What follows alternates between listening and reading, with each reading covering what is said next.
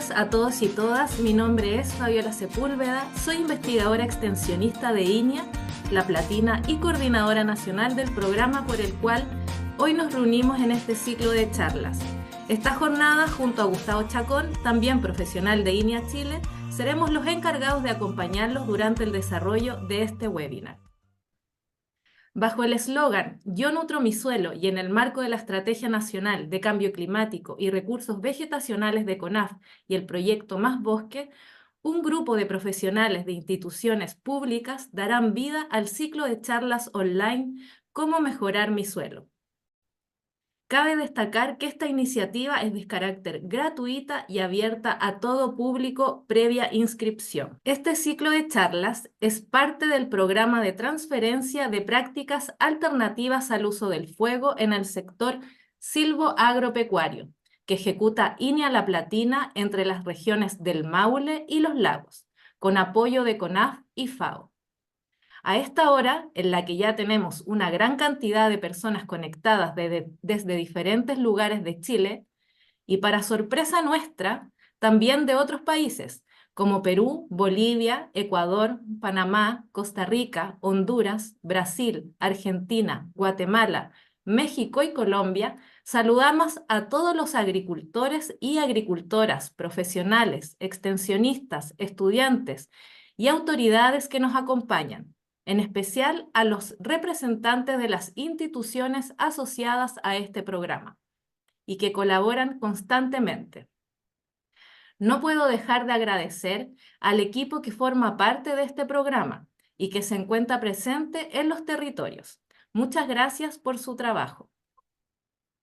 Tengo el agrado de presentar a Juan Hirsen, investigador de INIA Quilamapu en el Centro Regional de Investigación de la región de Ñuble. El doctor Juan Hirsen nos acompañará durante toda la jornada con dos presentaciones. La primera, herramientas biológicas y orgánicas para mejorar las propiedades del suelo. Y la segunda presentación, el uso de enmiendas orgánicas para mejorar las propiedades del suelo. Juan es investigador especialista en fertilidad de suelo y nutrición vegetal. Entre los proyectos en los que actualmente participa, él está desarrollo de un sistema integrado óptico micrometeorológico de tipo comercial para la evaluación en tiempo de la evaluación de frutos y la generación de alertas tempranas ante condiciones de estrés. Entre sus numerosas publicaciones destaca la edición de los libros Fertilización de cultivos en Chile y Diagnóstico nutricional y principios de fertilización en frutales y vides. Así que muchas gracias, Juan. Todo tuyos. Ya, perfecto. El primer tema que abordaremos hoy en la mañana lleva por título Uso de enmiendas orgánicas para mejorar propiedades de suelo. ¿Ya? La verdad es que en esta temática hay mucha información, tanto a nivel internacional como también nacional, desarrollado principalmente por INIA. En INIA tenemos un grupo de especialistas a lo largo de los distintos CRI que trabaja en mayor o menor medida en estas temáticas. Por tanto, ha ocurrido, se ha generado mucha información en los últimos 30 años, ¿ya? Y continuamos desarrollando trabajos de estas características. En este minuto, en lo que a mí concierne, estamos llevando dos experimentos de campo con el uso de enmiendas orgánicas, uno en Nogales, que está en la zona central de Chile, la estación experimental Los Tilos, que está ubicada en Buin, y otro en fertilización de maíces acá en Iñaquilamapu, en suelos de origen volcánico, en los cuales estamos trabajando con maíces de grano y también maíces de silo, y estamos evaluando el efecto que tienen estas enmiendas orgánicas como fuente de fertilización, y en el caso de los nogales, como fuente de fertilización y también corrector de problemas de salinidad de suelo. Bien, las enmiendas orgánicas, todas las enmiendas orgánicas de todos los orígenes, de todos los animales, ¿cierto? Aves, etcétera, todas aportan nutrientes. Y todos estos nutrientes funcionan muy similar a cómo funcionan los fertilizantes una vez aplicados al suelo. La única gran diferencia se presenta con el nitrógeno, porque este nitrógeno forma parte de tres grandes pools dentro de la enmienda orgánica. Una parte es el nitrógeno orgánico no lábil, que es un nitrógeno que está asociado a fuentes de carbono altamente estructuradas y que difícilmente se libera en la primera temporada de aplicación. Luego tenemos una fracción de nitrógeno orgánico lábil, que son moléculas más simples que se van mineralizando a través de la digestión por la biomasa del suelo y van liberando este nitrógeno a la forma de amonio y de nitrato para que luego la planta lo pueda utilizar. y también la fracción inmediatamente disponible de amonio y de nitrato que está presente en esta enmienda orgánica.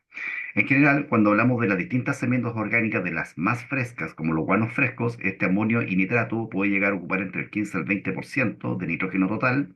El nitrógeno orgánico lábil podría fluctuar entre el 50 al 70%, y el nitrógeno orgánico podría ser del orden del 10 al 20% o máximo un 30% en enmiendas orgánicas frescas. Si nos vamos al otro extremo, enmiendas orgánicas muy compostadas, que han tenido un proceso de compostaje incluso de 6 meses, ahora la fracción de nitrógeno inmediatamente disponible como amonio o como nitrato es pequeña y es del orden del 5%, 8%, máximo 10%.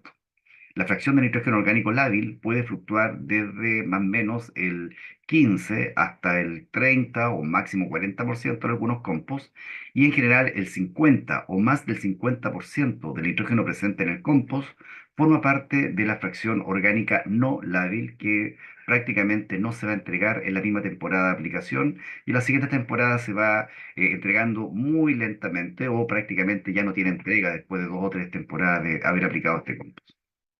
Por lo tanto, para poder evaluar el valor fertilizante de cualquier enmienda orgánica, los trabajos que tenemos que realizar corresponden a poder determinar cuánto del nitrógeno total que está contenido en esa enmienda orgánica y que está declarado en la etiqueta cuando ustedes emplean cualquier tipo de enmienda orgánica, va a ser realmente entregado a la planta para, de esta forma, poder determinar ese valor fertilizante y ver la equivalencia de reemplazo al uso de otros fertilizantes convencionales como la urea, como los nitratos, etc. Entonces, para ello, la técnica universal que se emplea es la incubación de suelos, es decir, experimentos en los cuales nosotros tenemos distintos suelos o un tipo de suelo, le agregamos la enmienda orgánica, le agregamos fertilizantes de referencia en una concentración de nitrógeno determinada, generalmente 100 partes por millón, y luego se va evaluando durante periodos de incubación o tiempos de incubación con temperaturas de 25 grados, 20 grados, 30 grados y humedades de suelo en torno a la capacidad de campo o al 80% de la humedad aprovechable para facilitar la actividad de la biomasa, cómo va cambiando el pH, la conductividad eléctrica, el nitrógeno, que es lo que nos interesa, y también algunos otros elementos.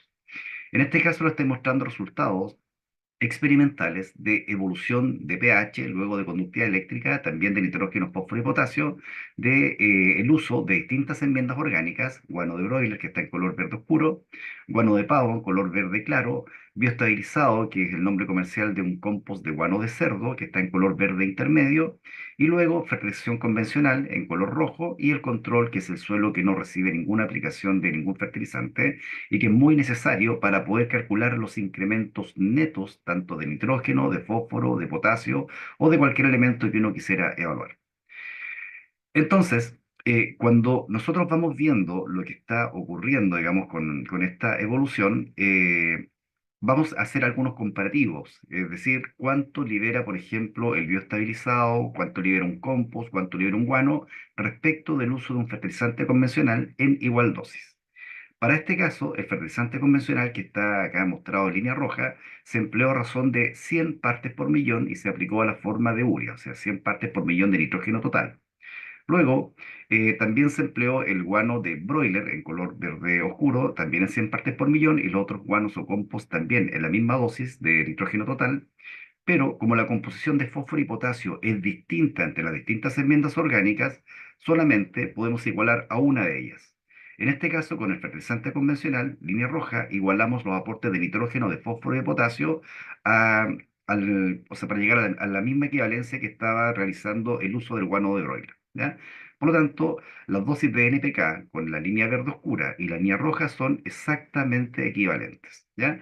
Y en el caso del guano de pavo y del bioestabilizado, los aportes de fósforo y de potasio son distintos a los otros dos tratamientos. Entonces, en este caso, aquí tenemos dos suelos, un suelo franco-arenoso y un suelo granítico, que son dos suelos muy representativos de la zona productiva de Chile. Vamos viendo que el pH va teniendo una evolución en el tiempo. Si usted mira la línea azul, que es el suelo control sin aplicación de fertilizantes, van a ver que es bastante estable en este tratamiento porque no hay agregación de ningún nutriente, por lo tanto hay pocos cambios en términos biológicos, es decir, los microorganismos del suelo cuando reciben temperatura y humedad, van trabajando sobre la pequeña fracción orgánica que presenta el suelo. Y estos dos suelos, tanto el suelo franco-arenoso como el suelo granítico, son muy pobres en materia orgánica. Por lo tanto, los cambios son muy leves. Sin embargo, si ustedes van mirando lo que ocurre con el uso del fertilizante convencional, que está en línea roja, como es urea, inicialmente cuando esta urea se hidroliza y va tomando o va capturando hidrógeno desde el medio, porque es un nitrógeno amídico que necesita capturar hidrógeno del medio para transformarse en amonio, va bajando parcialmente la concentración de hidrógeno o incrementando parcialmente la concentración de hidroxilo, y ustedes van a observar de que el pH aumenta, ¿ya? Aumenta del momento inicial. Luego, después de una semana de incubación, comienza a bajar levemente producto de la nitrificación, ¿ya? En el caso de las enmiendas orgánicas, al momento de aplicarlos tenemos un incremento del pH que está dado principalmente por el aporte de elementos de reacción básica como calcio, magnesio, potasio, pequeñas fracciones de sodio y también, obviamente, el nitrógeno amoniacal o el nitrógeno de la forma ureido o a la forma de urea que está presente en este producto, que también va captando hidrógeno desde el medio. Y luego van observando un incremento del pH que es sostenido a través del tiempo y que genera incluso un pH mayor al que se obtiene con el uso de fertilizantes convencionales. Por lo tanto, cuando se habla del uso de enmiendas orgánicas y de sus posibles efectos sobre propiedades químicas del suelo, muchas veces la gente cuando no conoce piensa que las enmiendas orgánicas acidifican, ¿ya? Y es algo que comúnmente uno escucha cuando las personas hablan del uso de enmiendas orgánicas, de las bondades y también de los problemas. Lo que nosotros estamos observando aquí en este experimento, o sea, estamos ya demostrando científicamente lo que está ocurriendo, es que eso no es así. Al contrario, el uso de enmiendas orgánicas nos permite incrementar el pH respecto del uso de fertilizantes convencionales. Porque si ustedes comparan la evolución del pH con las tres enmiendas orgánicas y en estos dos suelos respecto de la línea roja, el pH siempre fue mayor durante todos los tiempos, ¿cierto? En ambos tipos de suelo. Luego, otro aspecto de suma importancia es la evolución de la conductividad eléctrica o el efecto que tiene el uso de estas enmiendas orgánicas sobre la conductividad eléctrica. Al igual que el ejemplo anterior, cuando las personas no han trabajado con esto y no conocen lo que está ocurriendo y no entienden lo que ocurre al aplicar una enmienda orgánica, piensan que esta enmienda orgánica va a aumentar la conductividad eléctrica del suelo, es decir, va a salinizar el suelo. ¿Por qué lo piensan? Porque al mirar la etiqueta de la enmienda orgánica aparece la descripción o composición química, y ahí tenemos pH de la enmienda, conductividad eléctrica de la enmienda, concentración total de nutrientes, fracciones disponibles, etcétera. Y es normal que en estas enmiendas orgánicas las conductividades eléctricas fluctúen desde, por ejemplo, valores de 2 hasta valores de 20. 2, por ejemplo, en un humus o en un compost de origen completamente vegetal, valores de 6 en un compost que fue generado con mezcla de vegetales, ¿cierto? Y animales, y cuando son ya compost netamente derivados de compuestos animales, como por ejemplo los residuos de vacuno, ¿cierto? O de animales o de aves, animales de carne o animales para aves. En ese caso se trabaja básicamente con el guano fresco que luego se va compostando, no se le agrega o se le agrega muy poca fracción vegetal, por lo tanto en ese caso tenemos nutrientes mucho más activos y se eleva la conductividad eléctrica y puede llegar a valores entre 10 y 20. ¿Ya? Entonces, eso obviamente impresiona o asusta a la persona que lo va a emplear porque lo compara inmediatamente con los valores de conductividad eléctrica de referencia de los suelos. Sin embargo, lo que están olvidando o están obviando es que cuando se aplica esta enmienda orgánica al suelo, se diluye, porque se distribuye en todo el suelo, en gran parte del suelo, y luego esto va a comenzar a reaccionar y a mezclarse con el suelo. Por lo tanto, cuando se mezcle con el suelo, si ustedes hacen la dilución en simple, si colocan, por ejemplo, 10 toneladas por hectárea, 10.000 kilos, y los mezclan con los primeros 20 centímetros de suelo, estamos diluyendo 10.000 kilos en 2 millones de kilos de suelo al menos. Por lo tanto, la dilución ocurre al segundo decimal, ¿ya? 0,01, para que tengan más o menos una idea. Por lo tanto, esa conductividad eléctrica baja enormemente. Si ustedes comparan la conductividad eléctrica de un saco de fertilizante, que no lo declara porque la ley de comercialización de fertilizantes o sea, no exige que se declare la conductividad eléctrica, cuando este fertilizante se le agregue el agua que permita solubilizar, romper las sales, separar los iones, solubilizar los iones y generar esta conductividad eléctrica, normalmente la conductividad eléctrica de los fertilizantes en plena concentración fluctúa entre 40 a 50 decimas por metro, es decir, 2 a 3 veces, incluso 4 veces mayor que lo que ustedes podrían encontrar en una enmienda orgánica. Y este fertilizante, aplicado de forma correcta al suelo, nunca genera problemas porque estamos aplicando diluido, estamos aplicando esto en una gran masa de suelo y con eso se genera la dilución, ¿ya? Es importante aclararlo. No obstante, lo que ustedes están viendo aquí en este experimento, esta experiencia científica, se está demostrando que con el uso de enmiendas orgánicas, la conducta eléctrica que se obtiene es muy inferior a la que se obtiene con el uso de fertilizantes convencionales. Consideren también que en estos fertilizantes convencionales, urea, superfosfato triple y muriato de potasio, solamente tenemos aportes de nitrógeno, de fósforo y potasio, algo de calcio con el superfosfato triple, ¿cierto? Y un poco de cloro con el muriato de potasio. Con las enmiendas orgánicas tenemos aportes de nitrógeno, fósforo, potasio, calcio, magnesio, azufre, sodio, cloro, hierro, manganeso, zinc, etcétera. Todos los elementos que son iones y todos pueden aportar conductividad eléctrica. Y aún así su conductividad eléctrica es menor. Bueno, la explicación es bastante sencilla. Lo que ocurre es que las enmiendas orgánicas tienen una gran masa de compuestos carbonados altamente reactivos que aportan carga y que presentan una alta constante de equilibrio químico en solución. Por lo tanto, esta alta constante de equilibrio químico tiene una fuerza de captura de iones y está constantemente atrapando iones y está formando enlaces covalentes estables y está formando la agregación de esta o la captura de estas sales y de esa forma vamos quilatando y complejando iones. Y cuando se forma esta unión entre la molécula orgánica y la molécula inorgánica o la especie inorgánica o el ion, y ocurre esta captura o este complejo, ahora la carga es cero. Y al eliminar la carga, por lo tanto, la conductividad eléctrica va a ir bajando, ¿ya? Entonces, esto se está generando constantemente. Y por otra parte, la enmienda orgánica presenta una liberación de nutrientes, nitrógeno principalmente, que es controlada. No es igual que aplicar un fertilizante convencional, que al reaccionar con el suelo y con el agua, o teniendo un poco la hidrólisis enzimática de la urea, se libera rápidamente el nitrógeno amoniacal y luego comienza ya a transformarse en nitrato. Y en el caso de los otros fertilizantes como el superfosfato triple o el muriato de potasio, la solubilidad va a depender de la temperatura del suelo y también del agua, por lo tanto es bastante más rápida la entrega, ¿ya? Entonces, esas dos condicionantes nos permiten ir reduciendo la conductividad eléctrica. Por lo mismo, se emplean enmiendas orgánicas en suelos salinos para reducir la conductividad eléctrica dinámica del suelo, que es lo que nosotros estamos realizando en este minuto con experimentos controlados en huertos de nogal en la zona central de Santiago, que son suelos que presentan problemas de conductividad eléctrica en el suelo, en el agua de riego y a su vez problemas de compactación porque son altamente limosos. Y todo eso genera problemas de física y de química del suelo, que en este caso nosotros lo estamos resolviendo con el uso de estas enmiendas orgánicas. En términos de aportes de nutrientes, ¿cierto? Como yo les mencionaba, las enmiendas orgánicas presentan el nitrógeno en tres fracciones: fracción disponible, amonio nitrato, una fracción de nitrógeno orgánico lábil y una fracción de nitrógeno orgánico no lábil. Por lo tanto, la entrega no es tan rápida como lo que ocurre con el uso de fertilizantes convencionales. Aquí lo ven ustedes en la línea roja. La línea roja sigue siendo el fertilizante convencional, urea, superfosfato triple, muriato. En este caso estamos viendo solamente el nitrógeno. La urea se va hidrolizando, se va transformando desde nitrógeno amídico en nitrógeno amoniacal y sube rápidamente su concentración de nitrógeno. El amonio se transforma en nitrato, pero la suma sigue manteniéndose el nitrógeno disponible alto. Llega al máximo valor de entrega a la semana 2 en ambos tipos de suelo y de ahí se mantiene relativamente constante con pocos cambios.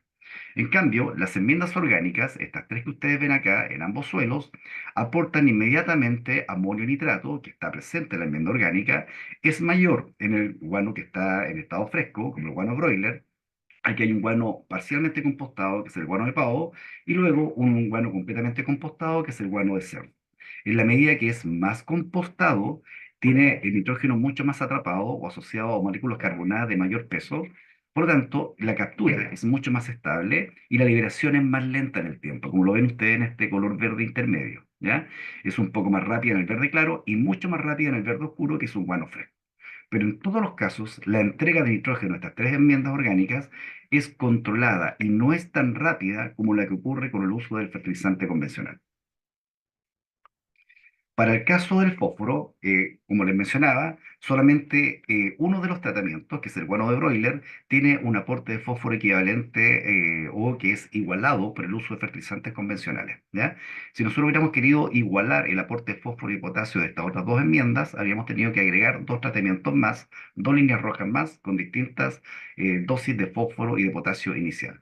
En este caso consideramos que no era necesario porque nuestra énfasis estaba en el nitrógeno y además cuando nosotros calculamos la disponibilidad relativa, es decir, en cuánto incrementa el fósforo disponible o el potasio disponible o el nitrógeno disponible respecto del control, ese valor se calcula en partes por millón. Por ejemplo, si ustedes hacen el cálculo ahora, aquí tenemos un valor de 30 o aquí tenemos 35. Si el promedio fuera 35 y el control, el promedio fuera, por ejemplo, 3 partes por millón, ustedes dicen, bueno, 35 menos 3 nos da 32, ¿cierto? Y esas 32 partes por millón las tenemos que comparar con las partes por millón agregadas inicialmente. Si las partes por millón agregadas inicialmente fueran, por ejemplo, exactamente 32 partes por millón, ustedes dicen, bueno, 32 partido en 32 es 1, multiplicado por 100 para llevarlo a porcentaje, significa 100% de entrega. Si en lugar de haber aplicado 32, hubiéramos aplicado 64 partes por millón, ustedes dicen, bueno, 32 partido en 64 es 0,5, multiplicado por 100 para llevarlo a porcentaje es un 50% de tasa de entrega neta. Y calculando estas tasas de entrega neta, nosotros podemos hacer las equivalencias con fertilizantes convencionales para esta forma de determinar cuál es la dosis que tenemos que emplear con una u otra enmienda orgánica para poder lograr el mismo aporte o de fósforo, o de nitrógeno, o de potasio, o el elemento que ustedes quieran, que se generaba usando previamente fertilizantes convencionales. Esto es de suma importancia cuando hacemos el cambio, por ejemplo, de una agricultura convencional a alguna agricultura de conservación o agricultura orgánica. Bueno, como ustedes ven aquí, la liberación de fósforo de las distintas enmiendas fue muy similar a lo que ustedes ven en la línea roja, ¿ya? Y es mayor con el compost porque los compost en el proceso de compostaje, los que conozcan de compostaje, cuando ustedes comienzan con un volumen o masa de pila, durante el proceso de compostaje se pierde entre el 40 al 50% de esa masa. Por lo tanto, la pila se va reduciendo en volumen. ¿Por qué? Porque pierde carbono por respiración microbiana, pierde compuestos volátiles de nitrógeno, algo de azufre, pierde lixiviados de algunos elementos que rápidamente se transforman en estado iónico, como por ejemplo el potasio, ¿cierto? Pero el fósforo queda dentro de la pila. Entonces parten con una cantidad de fósforo en una pila grande, luego la pila se reduce y la cantidad de fósforo es la misma. Por lo tanto, ahora la concentración de fósforo ha aumentado al doble. Por ello, los compost en general presentan mayor concentración de fósforo que los guanos en estado fresco, siempre y cuando estos compost hayan sido elaborados con guanos derivados de la industria de producción de carne animal o producción de carne de ave, ¿ya? Por eso es que este color verde intermedio va a ser mayor que el color rojo, porque estamos trabajando con un compost. Para el caso del potasio, la liberación fue bastante similar. Hay cambios a través del tiempo porque derivan de procesos de intercambio catiónico que son mediados por el pH, por la humedad y por los niveles energéticos que nos permiten este intercambio catiónico. Por eso es que nosotros vemos estas variaciones en el control que se están generando o se están cumpliendo casi perfectamente en los tratamientos fertilizados. Y estamos viendo de que la entrega de potasio con estas 3 enmiendas orgánicas es muy similar a lo que ocurre con el uso de fertilizantes convencionales. Teniendo todos estos datos, entonces ya tenemos una evaluación objetiva del valor fertilizante de estas enmiendas orgánicas, que para fósforo y para potasio son iguales y que para nitrógeno es levemente más lenta y más baja, ¿ya? Y que tiene que ser considerado al momento de aplicar la enmienda orgánica en el campo. Acá trabajos similares con el uso de compost. Aquí tenemos un compost elaborado en el campo, aplicado a razón de 100 partes por millón de nitrógeno. Ustedes van a ver que es recurrente el valor 100 partes por millón, que además nos permite hacer cálculos muy rápidos de tasa de entrega neta de nitrógeno o de cualquier elemento, ¿ya? Y aquí tenemos en rojo el control sin fertilización y en verde el valor que se obtiene con el compost. Y ustedes están observando que con el compost tenemos un incremento del pH, al igual que el experimento anterior, y un leve incremento de la conductividad eléctrica. Fíjense, en el segundo decimal. O sea, aunque este compost muestre en su etiqueta que presenta una conductividad eléctrica 3, 5, 8, 10, 12, etcétera, cuando se aplica al suelo se genera una dilución. Por lo tanto, se está mezclando con una gran masa de suelo, lo cual genera un leve incremento sobre la conductividad eléctrica. Luego vemos la entrega de nitrógeno y a pesar de que la dosis empleada fue bastante alta, con este compost la liberación neta de nitrógeno es muy baja. ¿Por qué? Porque como es una fuente de carbono y de carbono muy activo en términos de requerimiento por la biomasa siempre está consumiendo la molécula carbonada, pero para poder crecer la biomasa del suelo también requiere consumir nitrógeno. Por lo tanto, consume carbono y nitrógeno, lo va organizando y va formando compuestos mucho más estables que finalmente se transforman en compuestos humificados. ¿Ya? Por lo tanto, la entrega neta de nitrógeno es muy baja. Vemos un leve incremento, aquí está medio en partes por millón, respecto a las 100 partes por millón entregadas. Si ustedes lo miden en términos porcentuales, esta entrega neta de nitrógeno es inferior al 10%. En cambio, para el fósforo tenemos un gran incremento porque los compost son en general ricos en fósforo y además cuando se agrega un compost al suelo, el material carbonado va liberando radicales carboxílicos e fenólicos que van reaccionando con los fosfatos de hierro, fosfatos de aluminio y fosfatos de calcio del suelo. Hay una reacción de intercambio aniónico y se va liberando fósforo nativo. Y eso nos permite ir incrementando el fósforo disponible en el suelo. Por lo tanto, las personas que han trabajado con uso de enmiendas orgánicas o uso de compost a través de muchos años y han realizado análisis químico del suelo, han podido observar que a través del tiempo el fósforo disponible comienza a incrementar y llega a un punto en el cual ya no es necesario aplicar fósforo. A pesar que se están usando compost o guanos compostados, es imposible no aplicar fósforo, para continuar aplicando fósforo.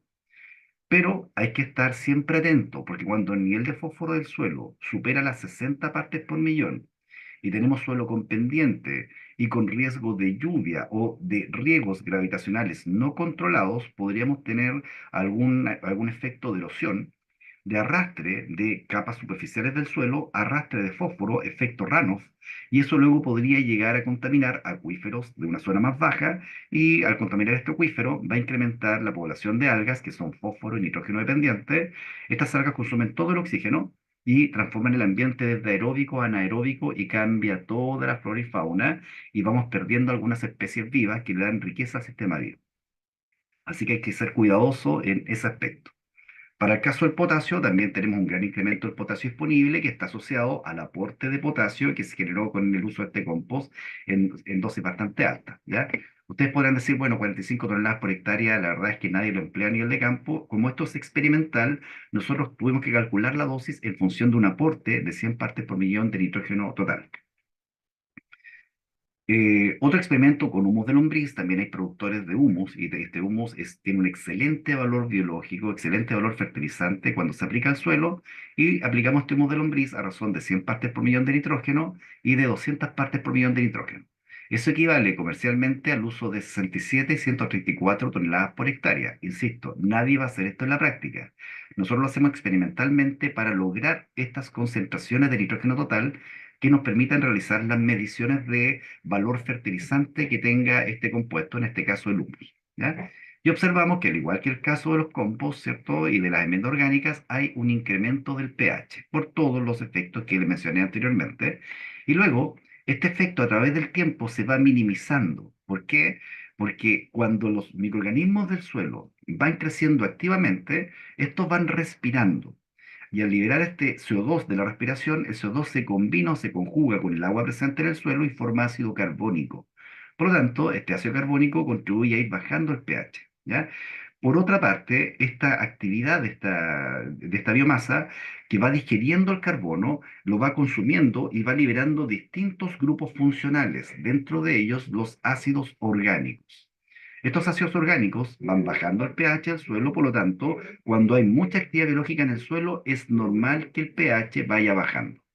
Por tanto, quienes estén trabajando en agricultura biológica, agricultura de conservación o cualquier tipo de agricultura que involucre el uso de enmiendas orgánicas, de residuos de cultivos y lo vayan incorporando y vayan observando que el pH del suelo va cayendo a través del tiempo, eso es un excelente indicador de actividad biológica. Significa que los microorganismos están funcionando, ¿ya? En términos de conductividad eléctrica, es muy leve el incremento, a pesar que la dosis era muy alta, porque como es una enmienda orgánica altamente estructurada y que aporta mucha carga libre, estas cargas van reaccionando con los genes del suelo y los van capturando y vuelven a carga cero, por lo tanto contribuyen a controlar la conductividad eléctrica o la salinidad del suelo. Y acá hay una cosa muy curiosa. El humus de lombriz es una excelente fuente de alimentación para los microorganismos presentes en el suelo. Tanto así que cuando ustedes van viendo evolución de concentración de amonio y también de nitrato, recuerden que la línea roja es el control. Fíjense que en el caso del amonio, inicialmente tenemos una caída de la concentración de amonio respecto del control, luego una liberación en uno de los tratamientos, luego una caída. Eso significa que la biomasa del suelo está constantemente consumiendo, quitándole nitrógeno al sistema para poder crecer, dado que se encontró con una fuente de carbono muy rica en términos alimenticios. Y eso la activa mucho, ¿ya? En términos de nitrato, esto levemente va aumentando respecto del control, ¿cierto? Porque el amonio se va nitrificando, porque es un proceso, es un sistema que está vivo y que es aeróbico. Pero si hacemos la suma del amonio y del nitrato, como lo vemos en la siguiente figura, y colocamos el control como línea base de cálculo, es decir, como el control siempre va a ser cero y queremos graficar solamente los cambios respecto del control, vemos que hay procesos de inmovilización, procesos de mineralización, nuevamente inmovilización y luego mineralización. Significa que las cadenas tróficas están constantemente activas, van consumiendo compuestos, liberan grupo funcional, ese es capturado por un nuevo microorganismo de otro tamaño y de otro requerimiento de tamaño de molécula carbonada, lo consume, ¿cierto? Lo digiere, lo libera, está constantemente consumiendo y movilizando. Y luego está liberando, o si la biomasa muere y deja disponibles todos sus componentes de carbono, de nitrógeno y otros elementos, la siguiente parte de la cadena trófica lo va consumiendo, ¿cierto? Entonces se liberó, consume y moviliza y luego vuelve a liberar. Estos son excelentes indicadores de actividad biológica o de vida en el suelo. En términos de aportes de fósforo y de potasio, con el mismo humus de lombriz, en estas dos dosis experimentales, insisto, son dosis comerciales muy altas que nadie va a emplear en la práctica, pero nosotros necesitamos usar para lograr estos aportes totales de nitrógeno de 100 y 200 partes por millón. Hay un gran aporte de fósforo y también un aporte considerable de potasio. Sobre todo el fósforo se destaca este gran incremento por dos motivos: el aporte de fósforo que está presente en el humus y segundo, las reacciones de intercambio aniónico que ocurren por la liberación de compuestos orgánicos funcionales desde este humo de lombriz y esta reacción con los fosfatos de hierro, de aluminio, de calcio y de magnesio presentes en el suelo. Ocurre este intercambio aniónico y con ello esta liberación de fósforo que nos permite incrementar el fósforo disponible del suelo. En términos de otros elementos que también son perfectamente medibles, vemos lo que ocurre con el calcio del suelo, que inicialmente habría una suerte de precipitación de compuestos o de elementos que reaccionan con el calcio, como por ejemplo los fosfatos, ¿cierto? Fosfatos de calcio, sulfatos de calcio inicialmente, pero posteriormente, con el paso del tiempo, se comienzan a liberar. Y el incremento está directamente relacionado a la dosis empleada, ¿ya? En el caso del magnesio, son muy pequeños los cambios respecto al control porque estamos hablando de una enmienda orgánica que es pobre en magnesio, tiene pocos aportes de magnesio. Por lo tanto, el efecto que esto va a tener en el suelo es muy leve respecto del control que ustedes observan aquí en color rojo. Aquí hay unas fotografías de la aplicación de estas enmiendas, de algunas formas de aplicar. Aquí nosotros vemos un carrito aplicador, es un huerto de arándano en este caso, que ya comenzó a crecer. Esta es una aplicación tardía, algo que nosotros no debemos hacer. Es importante mostrarlo para indicar qué es lo correcto y qué es lo incorrecto. En este caso es incorrecto, de hecho es una aplicación excesiva. Aquí hay una imagen de cómo quedó este guano depositado sobre el suelo en plantas que ya estaban creciendo y que obviamente, como es un exceso de nutrientes, causa una fitotoxicidad parcial que se comenzó a mostrar en las plantas del orden de 15, 20 o 30 días después de la aplicación, ¿ya? Aquí abajo nosotros vemos el efecto residual de una depositación de la pila de compost en el campo para realizar un experimento de fertilización. Donde ustedes ven este maíz de bastante mayor altura, el año anterior se depositó una pila de compost, de guano compostado, guano de cerdo compostado, desde el cual nosotros fuimos calculando las dosis y lo fuimos aplicando en el campo para hacer experimentos de fertilización. Como obviamente es imposible rescatar toda la pila, por muy prolijos que seamos, siempre va quedando una especie de leve lámina de compost sobre el suelo. Esto quedó sobre este suelo, que es un suelo aluvial de una profundidad no más allá de 30 centímetros, para que ustedes tengan una idea. Quedó eso ahí, pasó un año cronológico, hay lluvias de por medio, al otro año se sembró maíz y en esta zona donde estaba acumulado el compost o donde se depositó el compost, los maíces presentan una altura 2 o 3 veces mayor que lo que ustedes ven en el resto del campo, ¿ya? Esto está mostrando el efecto residual, ya no de la fertilización con nutrientes, sino de la fertilización con carbono y de la construcción de compuestos carbonados y construcción de suelo que ocurrió en ese periodo de tiempo. Ya para ir terminando esta parte de esta charla, les presento una tablita de referencia en la cual ustedes pueden dosificar compost, guanos, frescos o semicompostados para distintas especies frutales y también vid vinífera en función del rendimiento y en función del requerimiento de nitrógeno, que en este caso se expresa en kilogramos por tonelada. Entonces, por ejemplo, si nosotros tenemos una vid para vino que va a tener un rendimiento de 20 toneladas por hectárea, para hacerlo fácil, considerando que el requerimiento de nitrógeno por tonelada a producir fluctúa entre 4 a 5 kilos, ¿ya? Para poder lograr ese rendimiento y ese aporte de nitrógeno asociado a ese rendimiento, tendríamos que usar 6 toneladas de guano fresco u 8 toneladas de guano compostado, perdón, semicompostado o 12 toneladas de compost.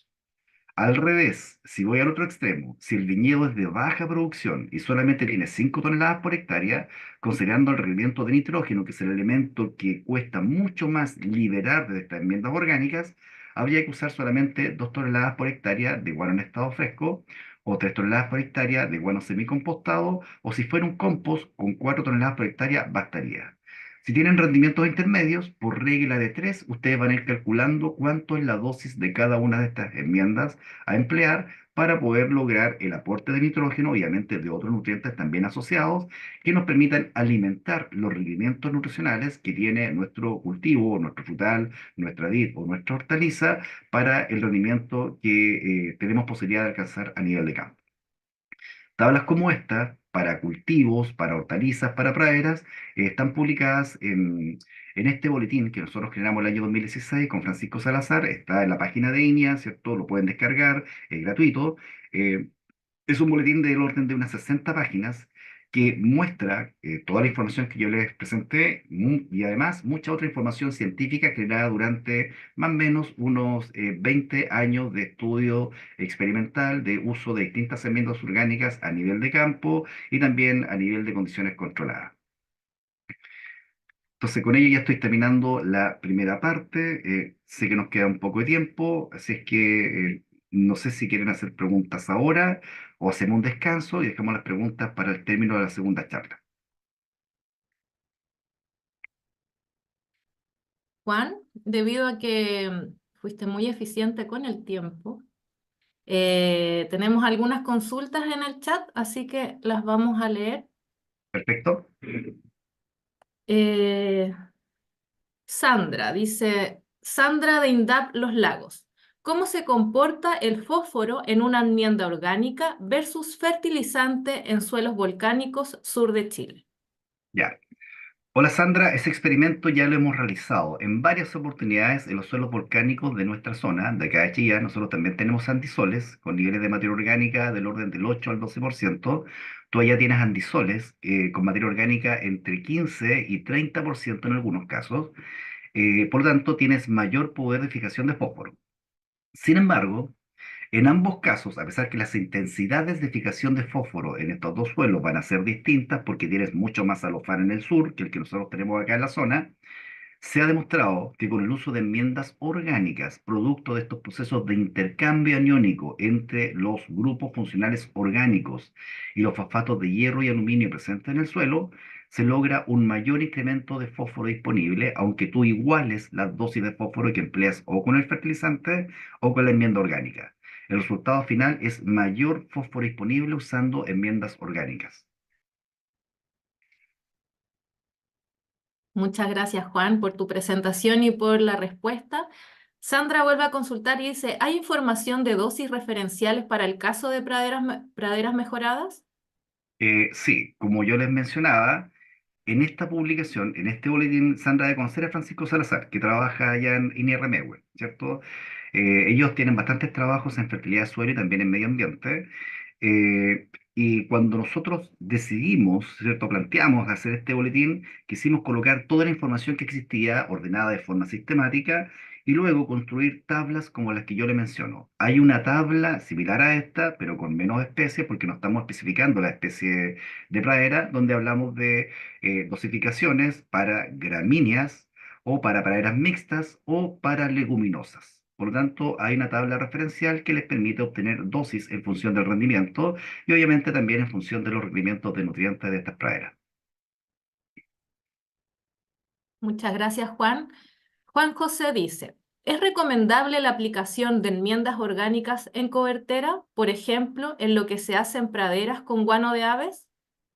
Sí, algunos años atrás nosotros tuvimos algunos experimentos con GTT, productores de pradera, y lo que nosotros hicimos fue calcular el aporte equivalente de la mezcla que se empleaba regularmente y lo transformamos hacia enmienda orgánica. ¿Ya? Entonces, en este caso, nosotros trabajamos con dosis de enmienda del orden de 3 a 4 toneladas por hectárea, guano fresco, en este caso fue guano de broiler, aplicado después del corte de otoño, que nos da un periodo de tiempo para que las lluvias del otoño y del invierno nos ayuden a incorporar la fracción soluble y también nos ayude después a activar el agua, digamos, de lluvia y la temperatura primaveral, la actividad de la biomasa del suelo que contribuye a ir digiriendo estos compuestos carbonados e irlos incorporando al suelo. ¿Ya? Por lo tanto, la aplicación en cobertera es totalmente posible. De hecho, en el sur se emplea mucho. Se vende mucho guano incluso mezclado con cal. Se aplica en cobertera después del corte otoñal, para que el periodo de rezago de la pradera, ¿cierto? No haya ningún efecto negativo de fitotoxicidad y nos dé periodo de tiempo suficiente para que las lluvias permitan la incorporación y luego las temperaturas primaverales que activan la actividad de la biomasa nos permitan ir digiriendo los compuestos carbonados de cadena un poquito más larga para que se vayan liberando los nutrientes y se vayan incorporando al suelo y luego el cultivo lo pueda absorber. Muchas gracias, Juan. Víctor Fuentes consulta, ¿cuál es la diferencia entre guano solo, entre paréntesis ponedoras, de gallina, de gallinaza, de pollos o pavos? Bueno, hay algunas diferencias semánticas entre gallina y gallinaza, ¿ya? Puede ser prácticamente lo mismo dependiendo del país en el cual ustedes estén utilizando la terminología. Lo importante es considerar si el guano que van a comprar tiene base carbonada o no tiene base carbonada. No es lo mismo rescatar un guano fresco que nunca tuvo ninguna mezcla con o acerrín o viruta o cualquier otro material carbonado particulado, o el guano que viene sin ninguna mezcla. ¿Ya?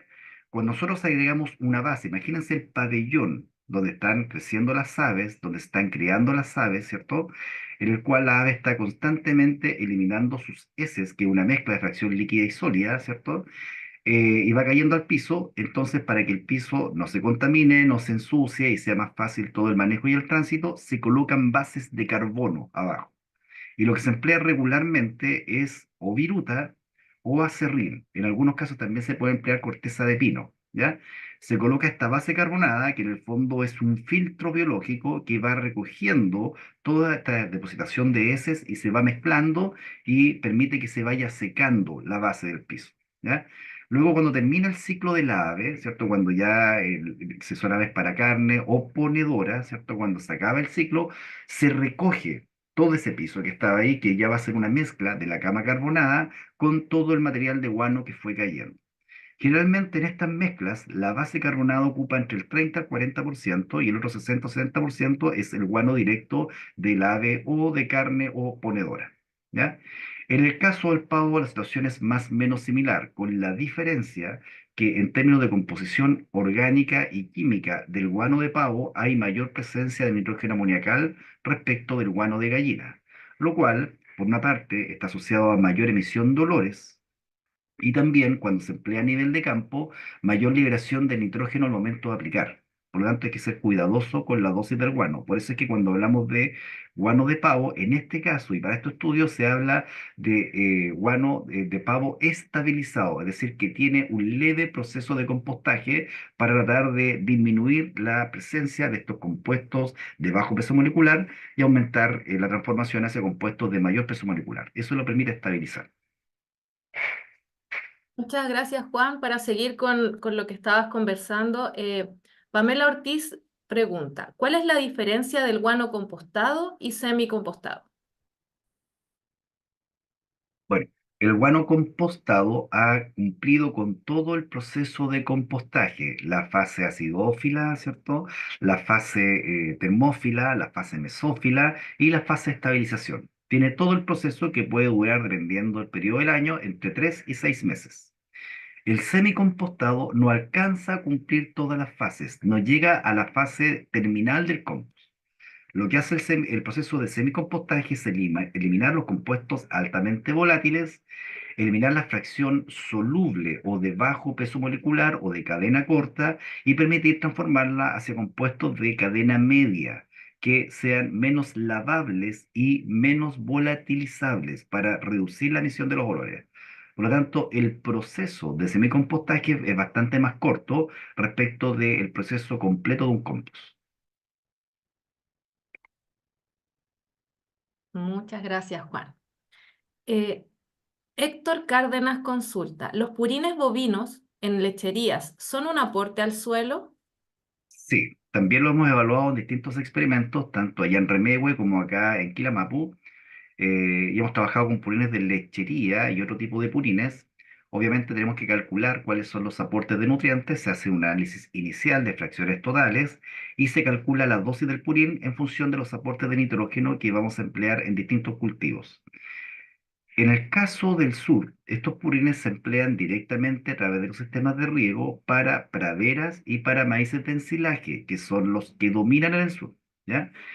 Si la cantidad está calculada en función del aporte de nitrógeno y del requerimiento de nitrógeno que tenga o la pradera de cualquier tipo o el cultivo de maíz para ensilaje, el cultivo va a funcionar perfectamente y lo más importante es que estamos controlando el riesgo de pérdida de nitrógeno. O sea que es muy importante que la cantidad de nitrógeno que ingrese al sistema sea exactamente igual o levemente inferior al requerimiento de nitrógeno o de la pradera o del maíz. Si aplican dosis de nitrógenos mayores al consumo, lamentablemente están contaminando. Muchas gracias. Juan José consulta, ¿el guano rojo es considerado como una enmienda orgánica? Sí, en la medida que la dosis que se emplee sea mayor a 2 toneladas por hectárea. Si emplean 300 kilos por hectárea o 500 kilos por hectárea, es solamente un fertilizante, porque para enmendar, la palabra enmendar es sinónimo de corregir. Y lo que nosotros queremos enmendar es la falta de carbono en el suelo. Si aplican una dosis baja, prácticamente no están aportando nada de carbono. Piensen que la urea también tiene carbono en su molécula y no es una enmienda orgánica.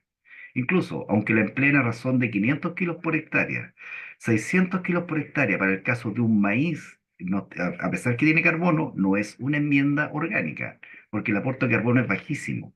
Si queremos enmendar en parte la falta de carbono en el suelo, la dosis mínima a emplear de cualquiera de estas enmiendas debe ser 2 toneladas por hectárea.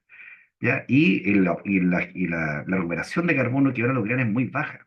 Si queremos hacer un aporte importante de carbono al suelo, tenemos que trabajar con enmiendas orgánicas en el rango de dosis entre 10 y 20 toneladas por hectárea. Y eso nos permite incrementar la materia orgánica entre 0,1 y 0,2%, para que más o menos vayan haciendo el cálculo y vayan estimando el número de años que ustedes requieren de uso de enmiendas orgánicas para elevar la materia orgánica al suelo en algún porcentaje que sea agronómicamente considerable. Muchas gracias, Juan. Y por último, vamos a leer la consulta de Juan Luis Sepúlveda. Dice, en el caso de los suelos con alto pH y altos niveles de sodio, región de Antofagasta, ¿es más conveniente aplicar directamente guano o es mejor compostarlo antes?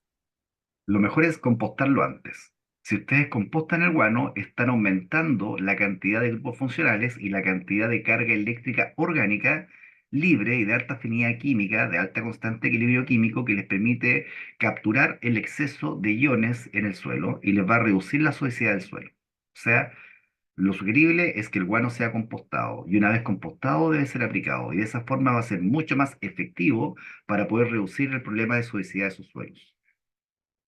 Ya, entonces ahora la segunda parte de esta presentación lleva por título Herramientas biológicas y orgánicas para mejorar propiedades de suelo. Está muy ligada a la presentación anterior, por eso es que preferí hacer ambas juntas. De hecho, podríamos haber realizado un ciclo de 1 hora y media o probablemente 2 horas hablando de esta temática. Aquí al respecto nosotros tenemos muchos experimentos, tenemos uno recién terminado en el cual estamos empleando algunas de estas herramientas biológicas, precisamente té de humos de lombriz, para eliminar compuestos alelopáticos que van generando o se van acumulando en el suelo en algunas especies específicas. Hay alelopatía, porque conozcan un poco la alelopatía, está escrita la alelopatía para, por ejemplo, especies como el nogal, ya que en el cual se han descrito 14 compuestos alelopáticos. Hay también alelopatía de algunas especies como el trébol y los cerezos, por ejemplo, y hay una alopatía que es muy fuerte, que es arándano tras arándano, que es como un cultivo bastante utilizado en Chile, ¿cierto? Que tuvo un pique asociado a su rentabilidad. Chile llegó en algún minuto a una superficie de 17.000, 18.000 hectáreas de arándano. Hoy día en la actualidad está levemente un poco por debajo de eso. Pero los agricultores iban cambiando variedades, iban arrancando sus antiguas variedades de arándanos e iban plantando en el mismo sitio y comenzaron a observar que realizando todas las prácticas de preparación de suelo, todo lo que antiguamente hacían les iba bien, las plantas comenzaban a manifestar ciertas dificultades de crecimiento, ciertas anomalías, y comenzaron a estudiar esto y era repetitivo, y lo fueron, fueron en el fondo tratando de llegar al cuál es la causa del problema, y comenzaron a averiguar que habían compuestos alelopáticos. Por lo tanto, como esta alelopatía existe y los productores de arándano en este caso van a seguir, y también, bueno, de otras especies, porque lo que estamos evaluando nos permite controlar alelopatía en cierta medida, y van a seguir plantando o combinando compuestos, perdón, cultivos que pueden tener efectos alelopáticos de cuando quitan uno y colocan otro. Tenemos que tratar de utilizar herramientas que nos permitan disminuir esa alelopatía, ¿ya? En fruticultura se ha trabajado mucho con el uso de enmiendas orgánicas frescas que, aplicadas al suelo e incorporadas al suelo, producen fermentaciones que van eliminando estos compuestos alelopáticos, ¿ya? En este caso, lo que yo le estoy contando es el uso de té de humus de lombriz sobre suelos que tienen alelopatía y en los cuales volvimos a plantar arándano, en este caso en maceta, para tener todo muy bien controlado. Y lo que hemos observado, el informe ya ayer lo terminamos, es que utilizando té de humo de lombriz incrementa el crecimiento de las plantas. Por lo tanto, para igualdad de condiciones, lo que se está demostrando es que los compuestos biológicos, los microorganismos presentes en este té de humo de lombriz, tienen la capacidad de ir digiriendo estos compuestos quimiolopáticos, que son una combinación de compuestos orgánicos e inorgánicos, los van rompiendo y le van quitando la funcionalidad alopática que tiene este compuesto en el suelo. ¿Ya? Juan, Bueno, ¿sí? consulta, ¿cambiaste la diapositiva o No te la he has mantenido? cambiado. Ah, No ya, la he perfecto. cambiado. ¿No? Ya, Estoy simplemente hablando en términos introductorios. ¿Ya? perfecto. Veamos ahora si cambia. ¿Cambió? Sí, ahora sí. Perfecto. Entonces, ahora hablemos de esta temática. Cuando hablamos de fertilidad de suelo, la fertilidad de suelo es la capacidad que tiene un suelo para hacer producir. Esa es la definición correcta, ¿ya? Y esta capacidad se puede digregar en distintos componentes. Y tenemos un componente químico, un componente físico y un componente biológico. Lo más importante de estos tres es el componente físico, es lo que da o nos permite medir el potencial de producción que nos ofrece un suelo. Por ello, se emplea la clasificación de suelos con capacidades de uso desde la 1 a la 8 en romano, ¿ya? Entonces, teniendo una alta capacidad de producción, propiedades físicas, los demás componentes son complementarios. La fertilidad química es muy fácil de abordar cuando faltan nutrientes, porque se agrega. Cuando sobra, como el caso de la pregunta de los suelos de Atacama, como el sodio, tenemos que emplear algunas prácticas que nos permitan mitigar el sodio, ¿cierto? O reducir la concentración del elemento que esté molestando. El problema, ¿dónde está? En la fertilidad biológica. Los suelos hace 200 años atrás, o más de 200 años atrás, biológicamente eran muy fértiles, había mucha vida, ¿ya?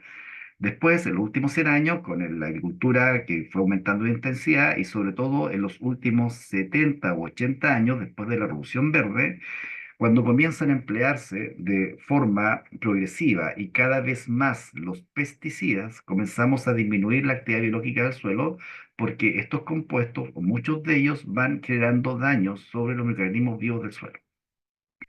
También el uso de metales pesados como el cobre, como el zinc u otros, cuando son empleados, en el caso del cobre, los programas fitosanitarios, van ingresando al suelo y tienen efectos fungistáticos, bacterostáticos, por lo tanto, tienen efectos supresivos sobre los agentes biológicos benéficos del suelo. ¿Ya? De ahí que es importante controlar la aplicación de metales pesados y no basar todo el programa fitosanitario en productos que tengan metales pesados, como el caso del cobre. Me refiero principalmente a especies que son uso cobre pendientes, como el caso del cerezo y el caso del nogal. En el caso del cerezo, el principal problema de tipo fitosanitario es la Pseudomonas syringae, ¿cierto? Que se controla con, hay varios productos, pero el principal es el cobre en distintas presentaciones o formulaciones, y en el caso del nogal, la Xanthomona campestre, ¿ya? Por lo tanto, una forma barata de controlar es la aplicación de cobre y se ha abusado de estas aplicaciones. Y este cobre, el residuo cae al suelo, llega al suelo y va a tener efectos nocivos sobre la funcionalidad de la biomasa benéfica del suelo y va disminuyendo esta biomasa y por lo tanto va disminuyendo la fertilidad biológica. Esta fertilidad biológica es de suma importancia porque interactúan estos microorganismos con las raíces del suelo. La raíz crece mucho más activamente en los sitios donde detecta que hay vida. Habiendo vida, los microorganismos del suelo están constantemente digiriendo compuestos carbonados y transformándolos en grupos funcionales que son reconocidos por la raíz de la planta y que le permiten su crecimiento. Por lo tanto, la planta se activa, siente la señal de activación. Tanto así que en la actualidad algunas empresas han generado compuestos biológicos generados por la biomasa del suelo. O sea, los principios activos aplican los principios activos al inicio de crecimiento de raíz y la raíz reconoce estos principios activos y la señal que recibe es que el suelo tiene vida. Y por lo tanto la planta se activa, nosotros hemos hecho varios de esos experimentos y hemos medido masa de raíces, por ejemplo, altura de plantas, producción de biomasa de hojas, etcétera, y hay efecto benéfico. Las plantas se ven beneficiadas cuando reciben estos compuestos activos o cuando se les inocula biomasa benéfica. ¿Ya? Por lo tanto, vamos a dar mucho énfasis en este tipo de biomasa y esta biomasa benéfica o esta fertilidad biológica o microbiológica está constituida principalmente por bacterias, hongos, actinomicetes, mesofauna y macrofauna como las lombrices. Aquí hay un ejemplo de una caracterización de suelo, ¿ya? Un ejemplo bastante antiguo, en ese tiempo el trabajo estaba en prensa, pero es un ejemplo que ustedes pueden medir. Lo que ustedes ven aquí en esta lámina es un análisis cualitativo y cuantitativo del suelo, es decir, qué hay o qué logramos medir con la metodología de laboratorio y cuánto hay de cada cosa. El CFU, esa sigla significa unidades formadoras de colonia por gramo de suelo, ¿ya? Y ahí está el valor de expresión y lo más importante es el exponente, el numerito que acompaña al 10, ¿ya? Generalmente cuando uno hace estas mediciones, los que trabajen en microbiología o conozcan microbiólogos, el número o el exponente máximo es 9. Es como ya decir, está todo el sitio ocupado por este tipo de organismo, ya no pueden haber más, por lo menos de este microorganismo, pueden haber más de otros, pero de este ya no más. ¿Ya? Entonces ustedes podrían caracterizar su suelo, tomar una muestra de suelo con la metodología rutina, llevarla al laboratorio y pedir un análisis como este. ¿Ya? Y eso para ustedes va a ser el tiempo cero. ¿Qué tenemos el día de hoy?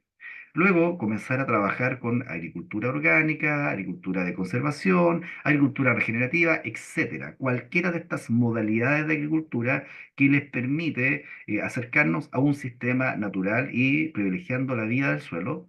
Y ustedes van a observar que con los muestreos a través del tiempo, estos organismos van a ir aumentando en términos de cantidad, es decir, el número que está en el exponente va a ir siendo mayor. Y probablemente si la metodología analítica microbiológica les permite caracterizar mayor número de microorganismos, va a ir aumentando la paleta de lo que ustedes están observando.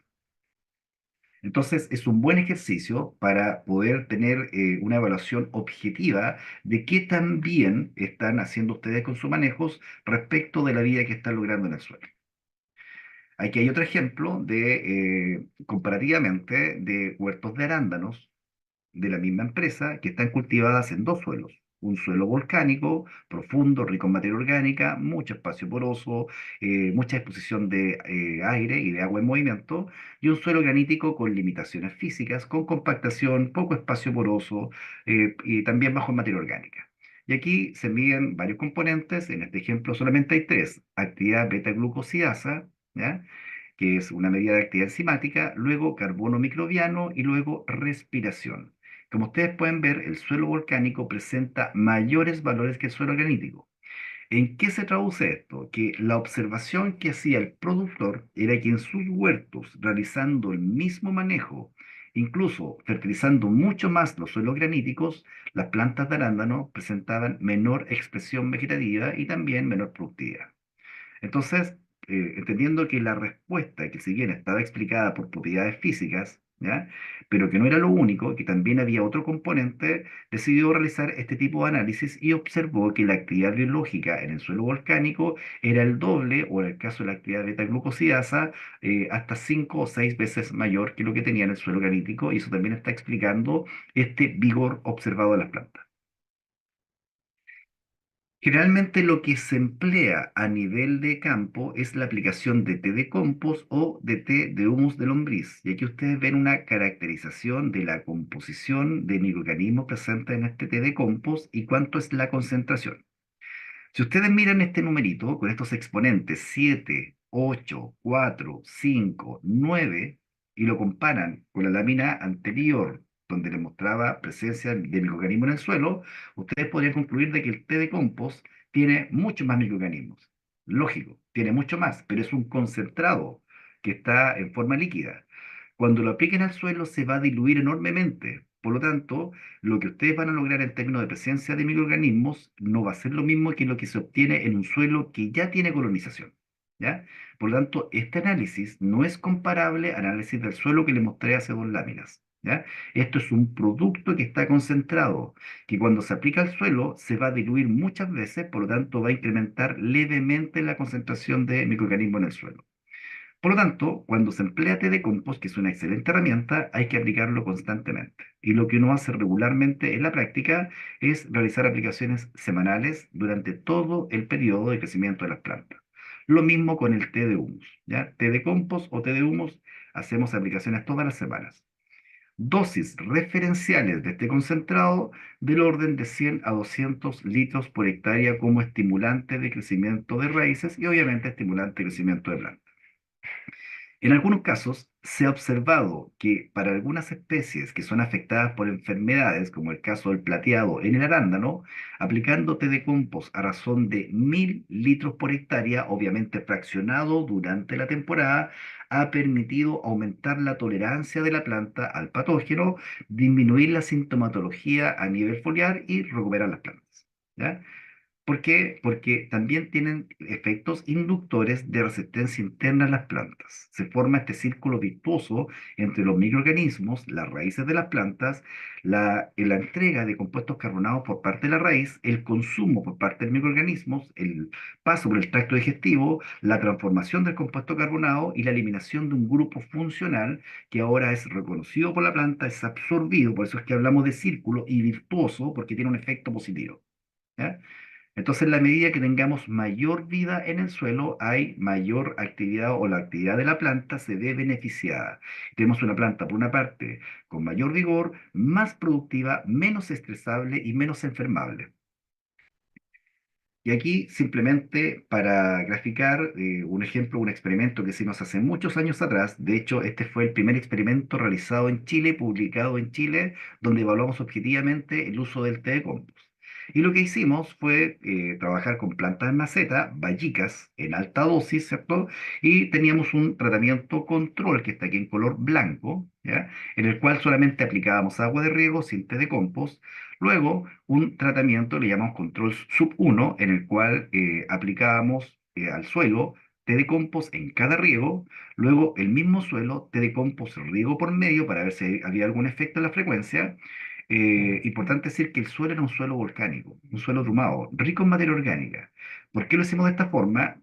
Porque en el conocimiento que había en ese momento, el conocimiento colectivo de la gente que trabajaba con té de compost, se decía que aplicando solamente té de compost era suficiente para que estos microorganismos crecieran en el suelo y tuvieran su efecto benéfico sobre la raíz de la planta, dado que se alimentaban de la materia orgánica presente en el suelo.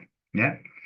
Los que entendemos un poco de cuál es la estructuración de la materia orgánica del suelo, tenemos que imaginarnos un tremendo enrejado, es como comprar un rollo de reja, ¿ya? Pero viene en rollo. Y que luego nosotros queremos en un minuto extenderla completamente y luego digregarla y transformarlo a líneas de alambre, ¿ya? Para poder transformar y construir cualquier otro tipo de agregación de este alambre, ¿ya? Es por lo tanto imposible. Por ello es que fijamos este tratamiento C sub 1, C sub 2, ¿ya? Para demostrar, como hipótesis, que el uso del té de compost solo, sin agregación de fuentes carbonadas que permitan alimentar a esta biomasa, o sea, carbono de cadena corta o de cadena media, como el compost o los guanos, no iba a ser suficiente. Luego teníamos un tratamiento con fertilización convencional, en el cual empleamos 100 partes por millón de nitrógeno, otras tantas partes por millón de fósforo y potasio, aplicado de forma parcializada. Obviamente tenemos mayor producción de biomasa. Luego, un tratamiento en el cual usamos bioestabilizado, un compost de guano de cerdo sin té de compost y bioestabilizado, compost de guano de cerdo en dosis de 100 partes por millón de nitrógeno, igual que este tratamiento convencional, pero acá le agregamos té de compost, ¿ya? En cada riego. Luego usamos un producto comercial que se llama Vitafer, que se vende en el retail, ¿cierto? Que proviene de la empresa Compost Rosario. Entonces, este compost es de origen vegetal, es bastante mejor terminado comparativamente, solo o con agregación de té de compost en cada riego, y se midió aquí la producción de biomasa total expresada en gramos por pote.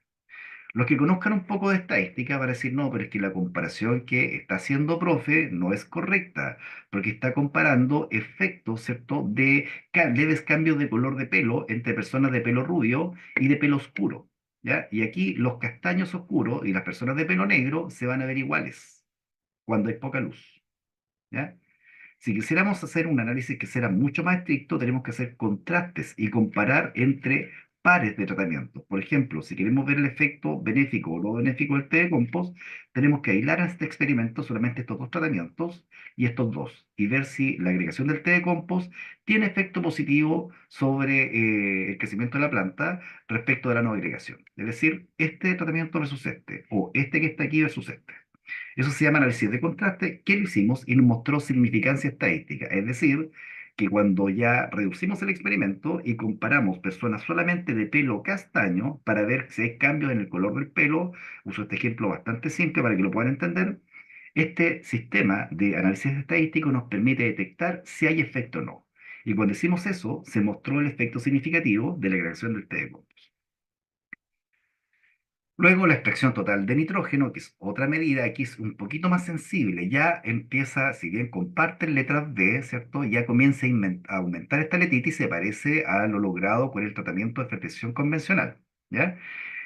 Lo mismo cuando vamos agregando aquí en el Vitafer el té de compost, ¿ya? Por lo tanto, el té de compost en el total ya muestra efecto y el análisis de contraste muestra un efecto significativo. O sea, está demostrando que tiene un efecto benéfico sobre la producción de biomasa y obviamente esa producción es alimentada no solamente por carbono, sino también por agua, por nitrógeno y otros nutrientes.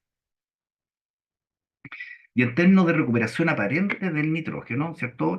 Aquí ya tenemos que eliminar lamentablemente los tratamientos que no tuvieron aplicación de fertilizantes y usamos el control como indicador del aporte natural del suelo, ¿ya? Por lo tanto, se aplicó una dosis determinada y esa dosis fue absorbida parcialmente por los tratamientos, entonces calculamos cuánto fue lo que extrajo este tratamiento, le restamos lo que extrajo el control y lo dividimos en el nitrógeno aportado vía fertilización. Hacemos lo mismo con este tratamiento, con este, por lo tanto tenemos 5 tratamientos, que es lo que ustedes ven aquí en esta gráfica. Y observamos que al usar bioestabilizado sin té de compost o con té de compost logramos estadísticamente la misma recuperación aparente que se logra con el fertilizante convencional. Y al usar el VitaFert en igual dosis de nitrógeno total, la recuperación estadísticamente es inferior, pero se ve beneficiada con el uso del té de compost cuando hacemos el análisis de contraste, que no está presentado aquí en estas láminas, pero como aquí está la fuente original, ustedes la pueden consultar y ahí van a ver en extenso el trabajo realizado con toda la metodología y con todos los cuadros de análisis estadístico que yo les estoy resumiendo. Y van a observar de que en este análisis de contraste entre pares de tratamientos, ya sea para el uso bioestabilizado o para el uso del Vitafer, la agregación del té de compost tiene efecto benéfico. Y del mismo modo, cuando aplican té de compost a un suelo sin entregarle sustrato carbonado, a estos microorganismos que están presentes en el té de compost, se les va a hacer muy difícil aumentar su actividad o multiplicarse porque requieren fuentes carbonadas de cadena corta o mediana. Y la materia orgánica propia del suelo son compuestos carbonados altamente estabilizados y difícilmente digeribles de forma rápida por la biomasa que ustedes están agregando a través de estas inoculaciones con aplicación de té de compost o de té de humus de lombriz.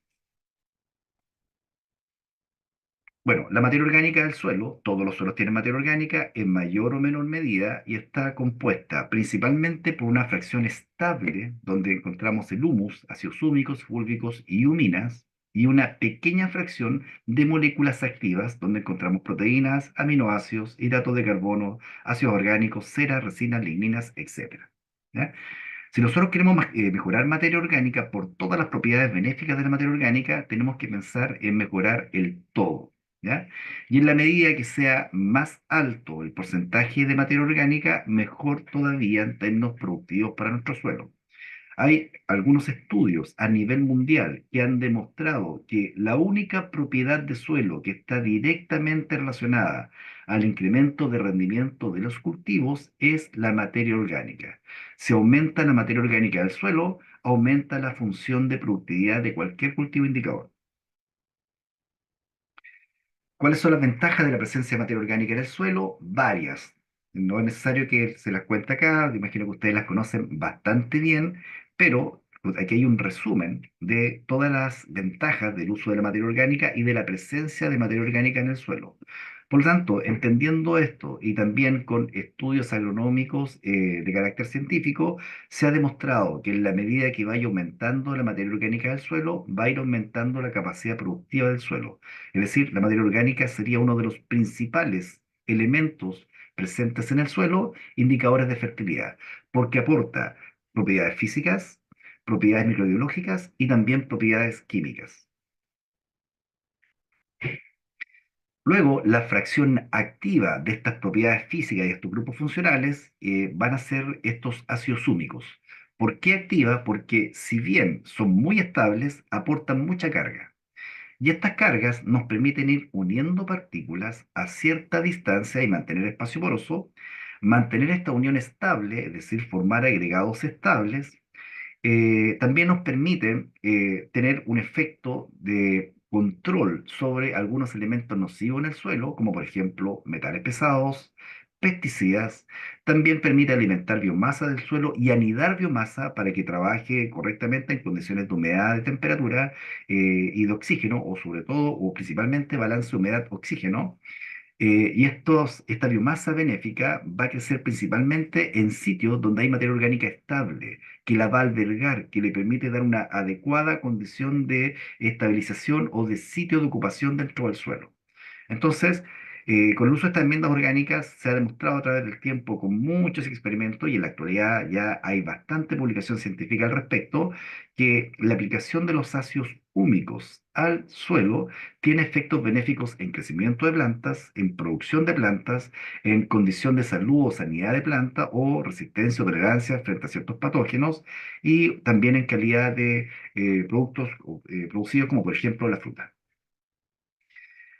Bueno, cuando se agrega cualquier compuesto orgánico al suelo, cualquiera, raíces en descomposición, restos de cultivos en descomposición, cortes de praderas, cortes de cubiertas vegetales, uso de enmienda orgánica propiamente tal, residuos de poda, etcétera, todos son fuentes de carbono que van alimentando esta biomasa del suelo. Y la actividad de esta biomasa del suelo va a ser mayor o menor dependiendo de la temperatura, humedad, oxígeno y pH.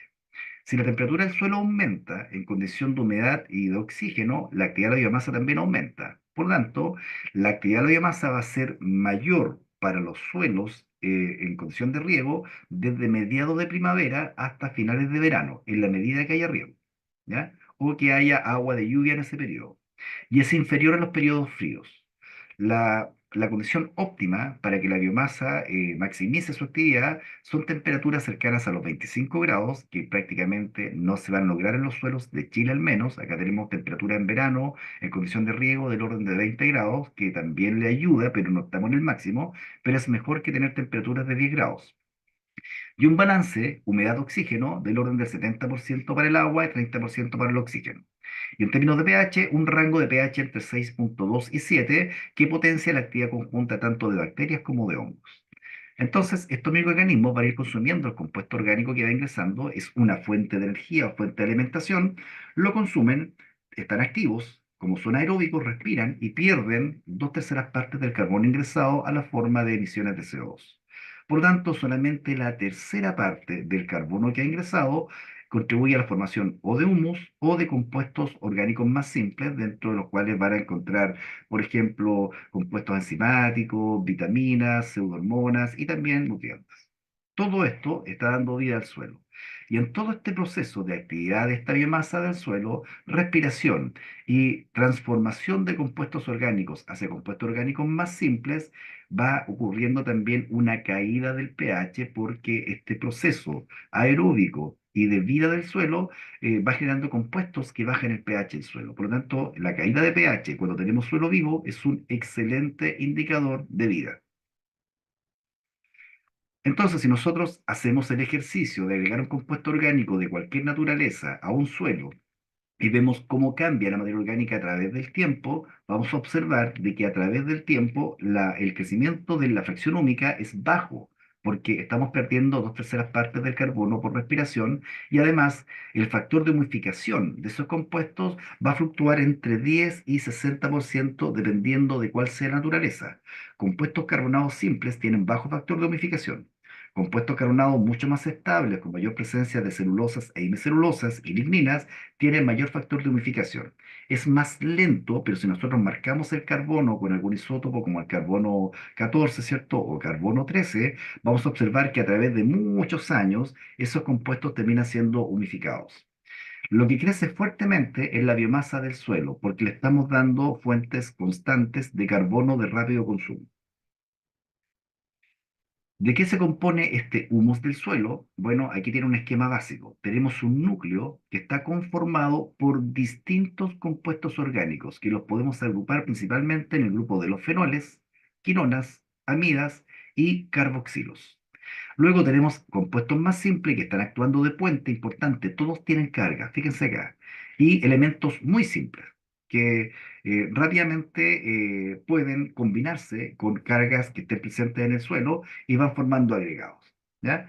Entonces, lo que genera estructura o estabilidad en el tiempo son los compuestos presentes en el núcleo, porque son de alto peso molecular, son difícilmente digeribles, altamente estructurables y muy estables en el tiempo. ¿Ya?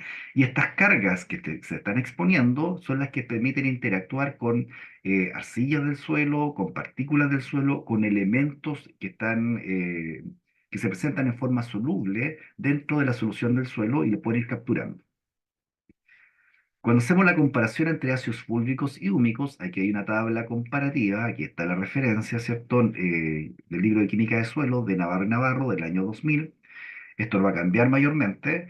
En términos comparativos, los ácidos húmicos son moléculas mucho más grandes, mucho más estables, difícilmente digeribles. El fúlvico es más pequeño. En aporte de SiC, el ácido fúlvico, al ser más pequeño, expone mayor superficie de contacto por unidad de masa, por lo tanto, aporta mayor capacidad de intercambio catiónico, que está medido aquí como la acidez total, 1000 equivalentes por gramo. En el suelo, la unidad que nosotros empleamos es 1000 equivalentes por 100 gramos. ¿Ya? ¿Por qué? Porque es tan pequeña que se requiere mayor masa de suelo para poder lograr una medida. Si ustedes transformaran esto a 1000 equivalentes por 100 gramos, lo multiplican por 100 y verían de que en promedio los ácidos fúlvicos tienen una SiC de 1000 y los húmicos 670. Si ustedes comparan eso con el mejor de los suelos, que puede ser un suelo brumado del sur, con una SiC de 35, dirían de que el ácido fúlvico por unidad de masa tiene 30 veces más SiC que ese suelo, y el húmico tiene 20 veces más SiC que ese suelo para la misma unidad de masa. ¿Ya? Entonces, eso nos permite hacer el comparativo, y en términos prácticos, cuando tienen que elegir entre el uso de uno u otro, la solución es bastante simple. Suelos arcillosos se requiere espacio poroso. Hay que colocar compuestos grandes y estables. Por lo tanto, cuando aumentan las arcillas en el suelo, lo que se debe emplear son ácidos húmicos. Al revés, suelos arenosos presentan problemas de capacidad de intercambio catiónico, por tanto, poca retención de nutrientes y alto riesgo de lavado de nutrientes. Hay que emplear productos que presenten una alta SIC, que es el caso de los ácidos fúlvicos, ¿ya? Y por otra parte, cuando tenemos problemas de sales en el suelo, como ocurre en el norte de Chile, necesitamos aplicar compuestos que tengan mucho grupo reactivo para que capture el ion presente en el suelo, lo anule y forme carga cero y con esto baje la conductividad eléctrica dinámica del suelo. En ese caso hay que emplear ácidos fúlvicos. Aquí ustedes ven la estructura básica de las arcillas del suelo, láminas de tetraedro de silicio, láminas de octaedro de aluminio, que con el paso del tiempo se van acercando entre sí y van disminuyendo el espacio poroso. Por lo tanto, como nosotros requerimos del espacio poroso para que aumente la retención y movimiento del agua y del oxígeno dentro del suelo, vamos a tener que agregar compuestos que nos permitan unir estas láminas de arcilla a cierta distancia, manteniendo el espacio poroso, y para ello la mejor herramienta es la formación del humus en el suelo, producto de la agregación de compuestos orgánicos o la aplicación directa de compuestos humificados. ¿Ya? Como estos compuestos, ya sean ácidos húmicos o arcillas del suelo, que presentan las dos cargas, pero carga neta negativa, es decir, hay más cargas negativas que positivas, sobrarían cargas negativas tanto acá como acá. Por ello, se requieren puentes catiónicos divalentes o trivalentes de alta constante de equilibrio químico, de alta constante de fijación de carga, para lo cual el mejor elemento va a ser siempre el calcio. Por ello, este calcio va a actuar como puente estructural que nos permite generar uniones entre las láminas de arcilla y los compuestos húmicos que se están generando en el suelo o que estamos agregando para que se generen en el suelo. Aquí ustedes ven un ejemplo con experimento de campo. Este es nuestro experimento de nuestro huerto de nogales, es paralelo al que les mencionaba en la charla anterior, ¿cierto? En este experimento se están empleando durante varios años consecutivos la aplicación de ácidos húmicos al suelo para medir crecimiento de plantas. Trabajamos con huertos nuevos porque es mucho más fácil de medir. Podemos medir ganancia de altura, ganancia de diámetro de tronco y también podemos cosechar las hojas, capturar esas hojas, pesarlas, secarlas y volverla a pesar, que es lo que ustedes ven aquí en esta lámina. Ven la producción de peso de hojas, tanto peso fresco como pesos secos, en el tratamiento control que no tiene el ácido húmico y en el tratamiento con ácido húmico. Como ustedes pueden ver, en términos de kilos por planta de hojas, ¿cierto? Kilos por planta, recuerden que son plantas pequeñas para que vaya asociando el valor, hay un efecto significativo en términos estadísticos, ¿cierto? Que indica de que es una muy buena herramienta para mejorar el crecimiento de las plantas. Les recuerdo que en este tipo de suelos las problemáticas son dos. Por una parte, salinidad de suelo y de agua, y por otra parte, compactación de suelo, porque son mollisones ricos en limo, muy profundo, y con el agua de lluvia, que si bien no llueve mucho ahora en Santiago, pero sí llovía mucho hace 30 o 40 años atrás, más las prácticas de riego, los suelos se van a ir compactando a través del tiempo. Por lo tanto, tenemos limitaciones físicas y también limitaciones químicas. Y el uso de esta herramienta nos está permitiendo ir contrastando esas limitaciones. Aquí hay otro ejemplo donde estamos aplicando un ácido húmico que también presenta biomasa benéfica, todo en el mismo producto. Y teníamos un control, un tratamiento con 30 litros por hectárea y con 60 litros por hectárea. Trabajamos con plantas de cerezo en maceta porque la maceta grande nos permite al término del periodo experimental romper la maceta, lavar el suelo a presión y tenemos acceso a la masa de raíces. Esa masa de raíces la podemos pesar y también podemos medir su volumen colocándola dentro de un matraz y vemos el volumen desplazado por principio de Arquímedes, ¿ya? Y aquí también se está observando que hay una ganancia de producción de peso seco de hojas que es directamente proporcional a la dosis empleada. En términos de resumen de resultados experimentales de evaluaciones de uso de ácidos húmicos y fúlvicos en INEAC y la MAPO al menos desde el año 2005 a la fecha que comenzamos a trabajar con este tipo de productos, con distintas formulaciones de distintas empresas comerciales, se ha observado aumento de masa de raíces en las plantas evaluadas, maíz por ejemplo, entre 10 a 15% respecto a los controles, aumento de crecimiento vegetativo en huertos nuevos de cerezo, desde el orden del 20 al 30%, aumento de crecimiento vegetativo en huertos de arándano, en huertos de nogal, ¿ya? Aumento del crecimiento vegetativo en huertos de avellano, ¿cierto? Nogales, que ya lo dije. Reducción del estrés, sobre todo el estrés térmico en huertos de arándano, cuando estamos trabajando en condiciones de suelos que están expuestos a vientos calurosos del verano, ¿ya? Mejor balance nutricional en huertos de arándano. Hemos trabajado bastante con el arándano por la popularidad que ha tenido esta especie en los últimos años al menos, ¿ya? En la actualidad ha cambiado bastante, es mucho más popular el cerezo y el aviano europeo, pero hasta hace 10 años atrás, ¿cierto? O 5 años atrás, el arándano era una de las especies que estaba dominando. Disminución en la absorción de metales pesados en huertos de arándanos, de nogales y cerezos, porque está funcionando, como yo les decía, con su aporte de carga y su alta constante equilibrio químico y va regulando la presencia de iones que están presentes en el suelo. Mejor calibre en frutos de arándano y también incremento de la fertilidad química de suelos. Y con ello ya estoy terminando la segunda charla de la mañana y nos queda bastante tiempo para preguntas. Muchas gracias, Juan. Nuevamente, excelente exposición. Tenemos varias consultas, así que vamos a comenzar. Sandra nos consulta.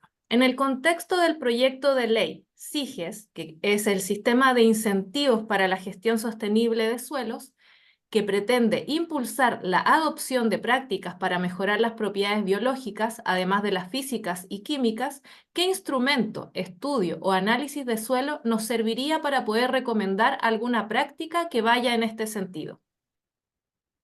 Bien, está muy difícil porque cuando hablamos de indicadores de fertilidad microbiológica de suelo, no es tan fácil como cuando hablamos de indicadores de fertilidad química.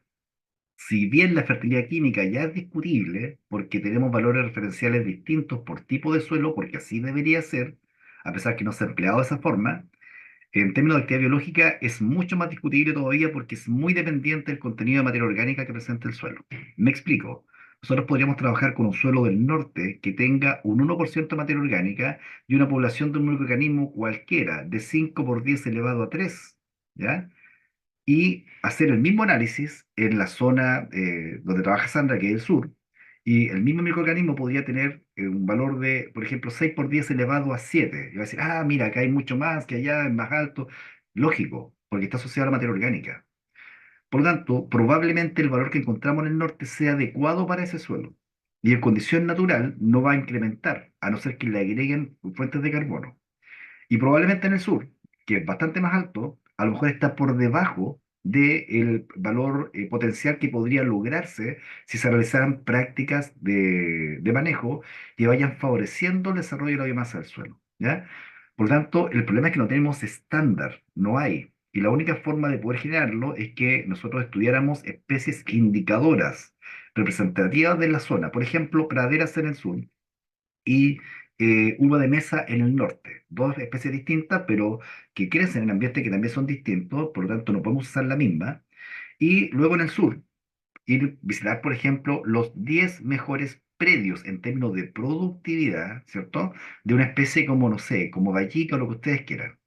Analizar lo que hay en ese suelo y luego, por contraste, elegir 10 predios que tienen baja productividad a través del tiempo.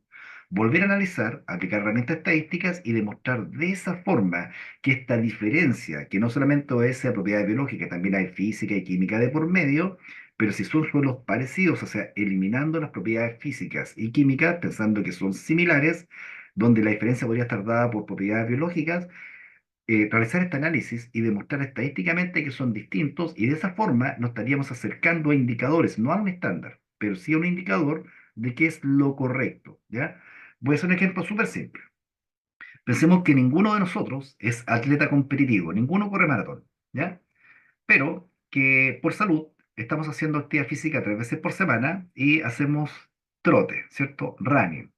Y hacemos, por ejemplo, 5 kilómetros cada vez, ¿ya? Entonces alguien decía, no, 5 kilómetros es súper bueno, otro podría decir, no es malo, depende con qué se compara. Si lo comparan con un maratonista, es muy poco, ¿ya? Si lo comparan con una persona que tiene una actividad de trabajo como la nuestra, que tiene poco tiempo, ¿cierto? Y que también está tratando de mantener esta actividad, que es lo que recomienda el médico, mínimo 30 minutos de actividad 3 veces por semana, esos 5 kilómetros los va a correr probablemente en 30 minutos, 35 minutos, dependiendo de la velocidad. Estaría correcto, ¿ya? Si hace 7 u 8 kilómetros, va a ser mejor todavía. Ahora, si vemos cuál es el promedio que puede realizar una persona en 30 minutos de actividad física, ¿cierto? O 40 minutos, y ese promedio está cerca de los 6 kilómetros o 7 kilómetros, y hay una persona que en 40 minutos hace 3, entonces esa persona está muy por debajo del estándar. Ahí estaríamos generando una referencia, ¿ya? En este caso, no tenemos referencia ni tampoco estándar. O sea, si no tenemos referencia, menos vamos a tener estándar, ¿ya? Por lo tanto, la forma de evaluar propiedades biológicas en el suelo para los suelos de Chile está muy difícil. No, no fue muy alentadora tu, tu respuesta.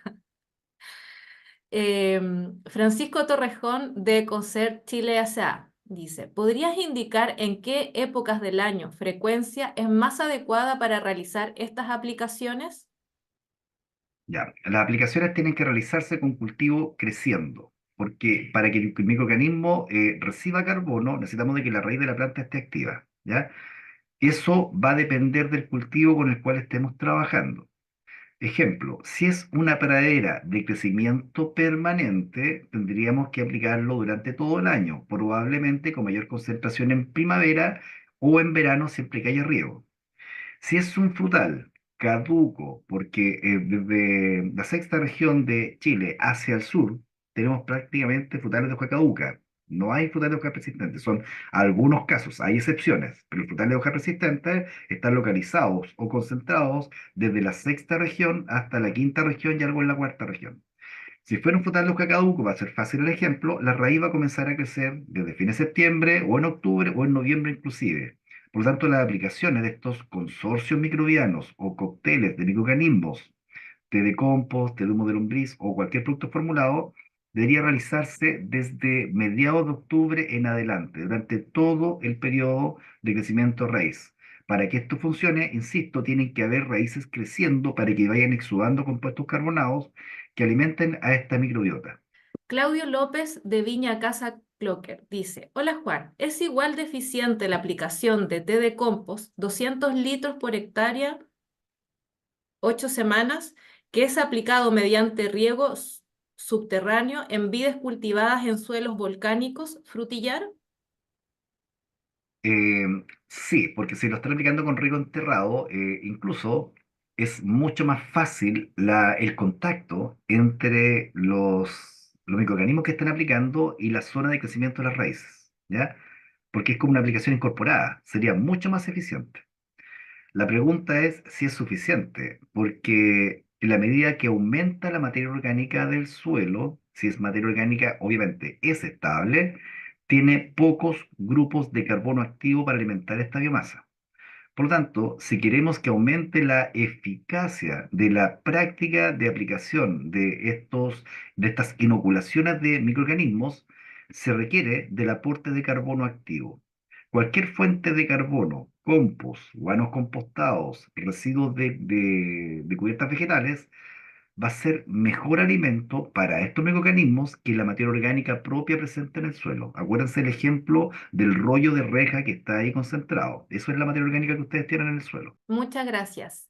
Juan Luis Sepúlveda nos pregunta, si quisiera utilizar ácidos fúlbicos para ayudar al control de sales en suelos del norte, ¿es recomendable apoyar con aplicaciones de yeso agrícola?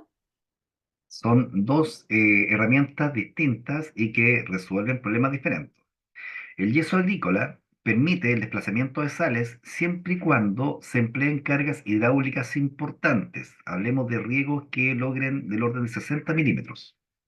¿Por qué? Porque el agua rompe la unión química de la sal y por lo tanto expone a los iones a la fuerza de gravedad en la medida que entre algún agente físico que permita mover esto en profundidad. ¿Ya? Eso es lo que hace el hielo, perdón, el yeso. Y el calcio presente en ese yeso, que químicamente es muy afín con la capacidad de intercambio catiónico del suelo y que se mueve muy poco, va a reemplazar sitios que antes ocupaba el sodio. El sulfato va a ocupar sitios que antes ocupaba, o va a reemplazar sitios que antes ocupaba el cloro. Por lo tanto, ese es un reemplazo químico físico. El ácido fúlvico es complementario porque se tiene que aplicar para esa condición con varias parcialidades, por ejemplo, aplicaciones cada 15 días o cada 7 días para que capture el exceso de iones de la conductividad eléctrica dinámica del suelo. Se llama dinámica porque va variando en función de los cambios del nivel de humedad presente en el suelo y también de la temperatura. Muchas gracias, Juan. Nos escribe Carlos Carrasco, agricultor de la comuna de Reinac. Dice, quería saber si para la producción de té de compostaje es mejor producirlo aireado para evitar la forma de bacterias anaeróbicas que pueden ser patógenas para las plantas. Sí, o sea, de todas formas, los mejores té de compost o té de de lombriz siempre deben producirse en sistemas aeróbicos, porque el sistema aeróbico permite la generación tanto de bacterias benéficas como también de hongos benéficos. En cambio, los sistemas no ventilados, ¿cierto? Que no agitados, que son anaeróbicos, van disminuyendo la presencia de uno de ellos. Entonces, el mejor sistema va a ser aquel aeróbico. Óscar Solís nos consulta, para tomate en la 9ª región, ¿cómo sería la aplicación? Para tomate en la 9ª región tendrían que aplicar, después que el tomate es plantado, porque es un cultivo de almácigo trasplante, una vez que es plantado, esperar una semana para que el cultivo se establezca, para que la raíz anide, tome contacto con el suelo, reconozca el suelo, comience a crecer y ahí tendrían que comenzar las aplicaciones cada 7 días durante los primeros 2 meses del cultivo. De ahí en adelante ya la raíz explora mucho más suelo, el ciclo comienza a cortarse, comienzan las removilizaciones y esta biomasa ha logrado colonizar suelo y luego alimentarse de los compuestos carbonados que le va a emitir el sistema radical, porque después de 2 meses ya tenemos una raíz bastante abundante que permite entregar compuestos carbonados para alimentar a estos inóculos benéficos que están presentes producto de la aplicación. Maravilloso. Ramiro Sánchez, desde México, nos consulta, después de realizado el compost, ¿por cuánto tiempo se mantienen sus propiedades de aporte de elementos nutricionales al suelo?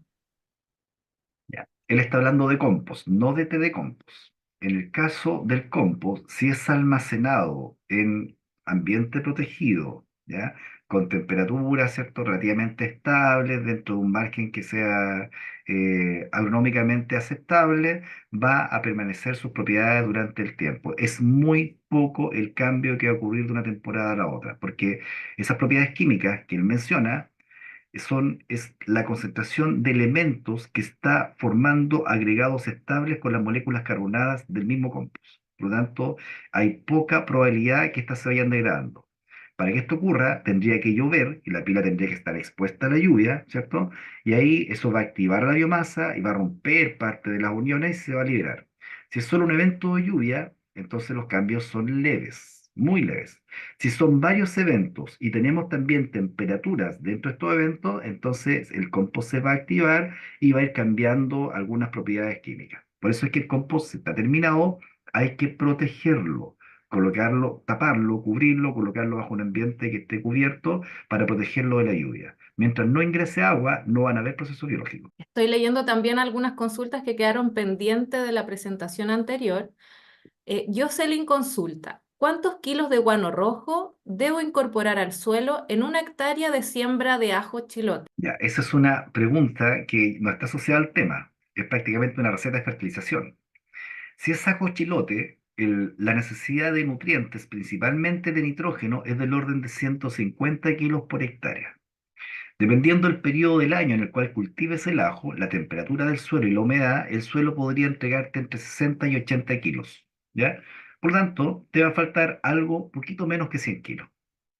Entonces, esa cantidad de nitrógeno que estaría faltando la puedes agregar a través de la aplicación del guano rojo, pero tenemos que ver cuál es el porcentaje de nitrógeno del guano rojo. Generalmente fluctúa entre el 7 y el 10%. Si fuera un 10%, para aplicar 100 kilos de nitrógeno en la forma de guano rojo, se requieren 1000 kilos de guano rojo, cuya entrega de nitrógeno es controlada, no es rápida, no es igual que aplicar una urea o un guano fresco. Por lo tanto, para que sea efectivo en el cultivo, ese guano rojo tendrías que aplicarlo al menos unos 15 días antes de realizar esta plantación del ajo. Muchas gracias, Juan. Fernando dice, ¿tendrá alguna tabla de referencia de enmiendas en hortalizas? Como lo mencioné en la primera charla, sí, si bajan la publicación que se llama Boletín de Uso de Enmiendas Orgánicas en Chile del año 2016, desde la página de línea, ahí tenemos tablas para todos los grupos de cultivos, frutales, cultivos, hortalizas, praderas. Nos consulta anónimo, no tenemos el nombre, dice desde Panguipulli.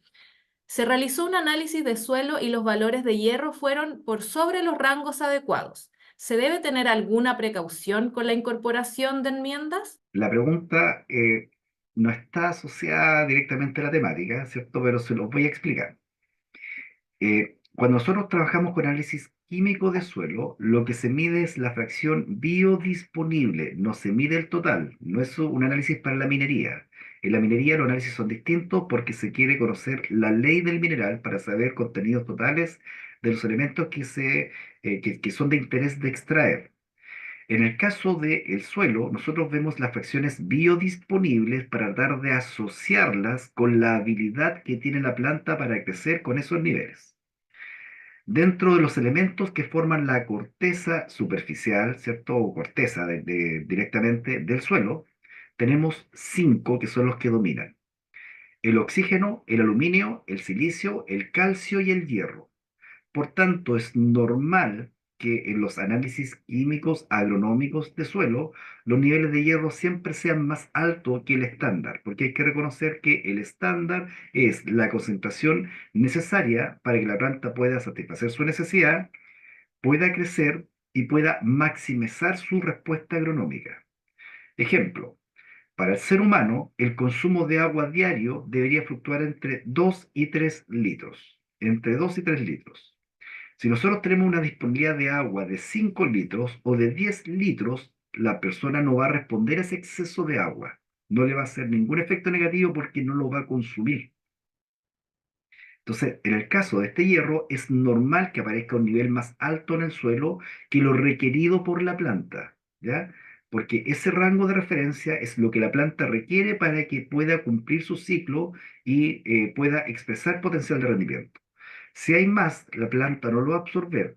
Un exceso de hierro en el suelo sería peligroso solo si tenemos poco fósforo en el suelo, porque es un capturador de fósforo a la forma o generando fosfatos de hierro, ¿ya?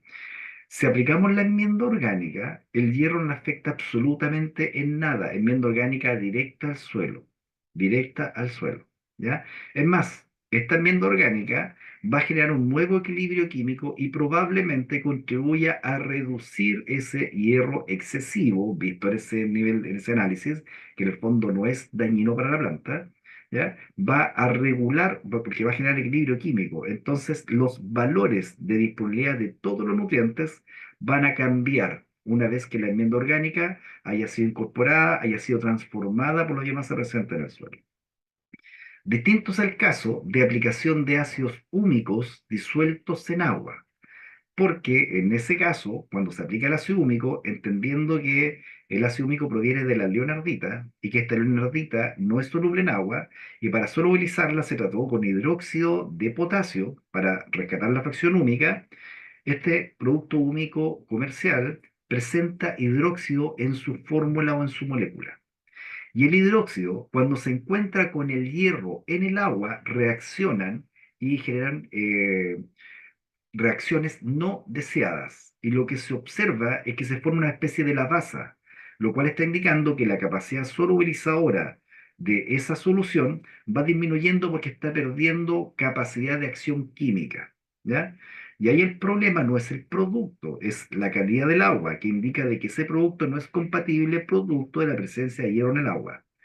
En el caso del sur de Chile, es normal que las aguas tengan concentraciones de hierro altas, producto del material geológico desde el cual se está obteniendo el agua que pasa en sentido de la gravedad y va erodando el material geológico y se va cargando de hierro. Y luego ese hierro pasa al acuífero y cuando estamos regando con aguas que presentan niveles de hierro más altos que lo que nosotros consideraríamos como normales. Muchísimas gracias, Juan. Rubiel Pérez consultó en la charla anterior. ¿Qué tan bueno es el microorganismos de montaña como enmienda orgánica y qué dosis debemos usar? El microorganismo de montaña.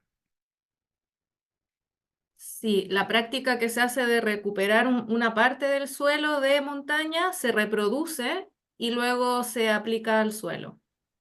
Bueno, sería el equivalente a generar un té de compost o té de humus, con la diferencia que la materia prima que se está empleando es mucho más pobre en materia orgánica y también en biomasa. Pero la diferencia es que la biomasa que se está multiplicando es biomasa nativa que se adapta a esa condición de suelo y a esa condición de clima. Por lo tanto, estarían multiplicando organismos vivos que van a funcionar siempre, porque los van a aplicar en el mismo ambiente en el cual estos sobrevivieron. Muchas gracias, Juan. Por último, Carlos nos dice, ¿alguna recomendación de libros para aprender sobre enmiendas orgánicas y sobre la microbiología del suelo? Hay varios. Como introducción al uso de enmienda orgánica, yo les recomiendo el Tisdale y Nelson, fertilidades, suelo y fertilizantes. Havlin, Beaton, Tisdale y Nelson. Ahí tienen la parte básica. Luego ya, si quieren trabajar con más libros de enmienda orgánica propiamente tal, entonces ya se abre un poco la oferta, la paleta, digamos, de oferta. Van a encontrar libros publicados por Mundiprensa, ya que ese editorial está en España, en México también, no sé si hay en Argentina. Son asequibles a través de la web, o sea, los pueden comprar a través de internet y probablemente tarden 1 o 2 semanas en llegar a su domicilio. Pero ahí la oferta es bastante alta, ¿ya? Y en términos de propiedades físicas y biológicas del suelo, pueden usar también el Russell, se escribe Russell con doble L, ya que es un libro clásico. Pero después de ello han aparecido varios más y lo que yo les sugiero es consultar algún review de actividad biológica en el suelo. Porque la ventaja de los reviews es que son literatura científica actualizada que lo que hace es revisar, como su nombre lo dice, todo lo que existe a la fecha respecto de un tema, le da un hilo conductor y lo enseña. Es como si nosotros preparásemos una clase para cátedra en la universidad. O sea, lo ideal es utilizar un review. Y los reviews tienen la ventaja que son actualizados, les va a mostrar todo lo que existe hasta el día de ayer. Muchísimas gracias. Sé que dije que fue la última, pero voy a leerla de María Valenzuela, que nos dice, ¿podría reiterar cómo utiliza el carbono los microorganismos? ¿Cómo lo utilizan? Como fuente de alimento. El carbono que está presente en los distintos compuestos que están ingresando al suelo viene en la forma de carbohidratos muy estructurados, lignina, hemicelulosa, celulosa, proteínas, ¿cierto? Ácidos grasos, etcétera. Todos los compuestos orgánicos que ustedes encuentran en los libros de química orgánica, todos están presentes en estas enmiendas orgánicas. Y los microorganismos van consumiendo primero los compuestos más simples, los más chiquititos, se le acabaron y esos microorganismos ahora ya pierden su vida porque no tienen sustrato útil para ellos, se mueren y son consumidos por la siguiente parte de la cadena trófica que a la vez están atacando todos los microorganismos, los distintos tipos de microorganismos están atacando a la vez esta enmienda orgánica. Pero lo que se descompone mucho más rápido, obviamente, son los compuestos simples, los más chiquititos. Por eso que cuando uno va midiendo en experimentos de incubación la liberación de nutrientes como indicador de la actividad biológica, va a observar que inicialmente incrementa el nitrógeno en la gráfica y luego comienza a caer. Eso está mostrando que los compuestos carbonados que se están digiriendo son cada vez mucho más estructurados o más difíciles de digerir. Muchas gracias, Juan. Te vamos a dar la despedida. Agradecemos que hayas participado de este ciclo de charlas.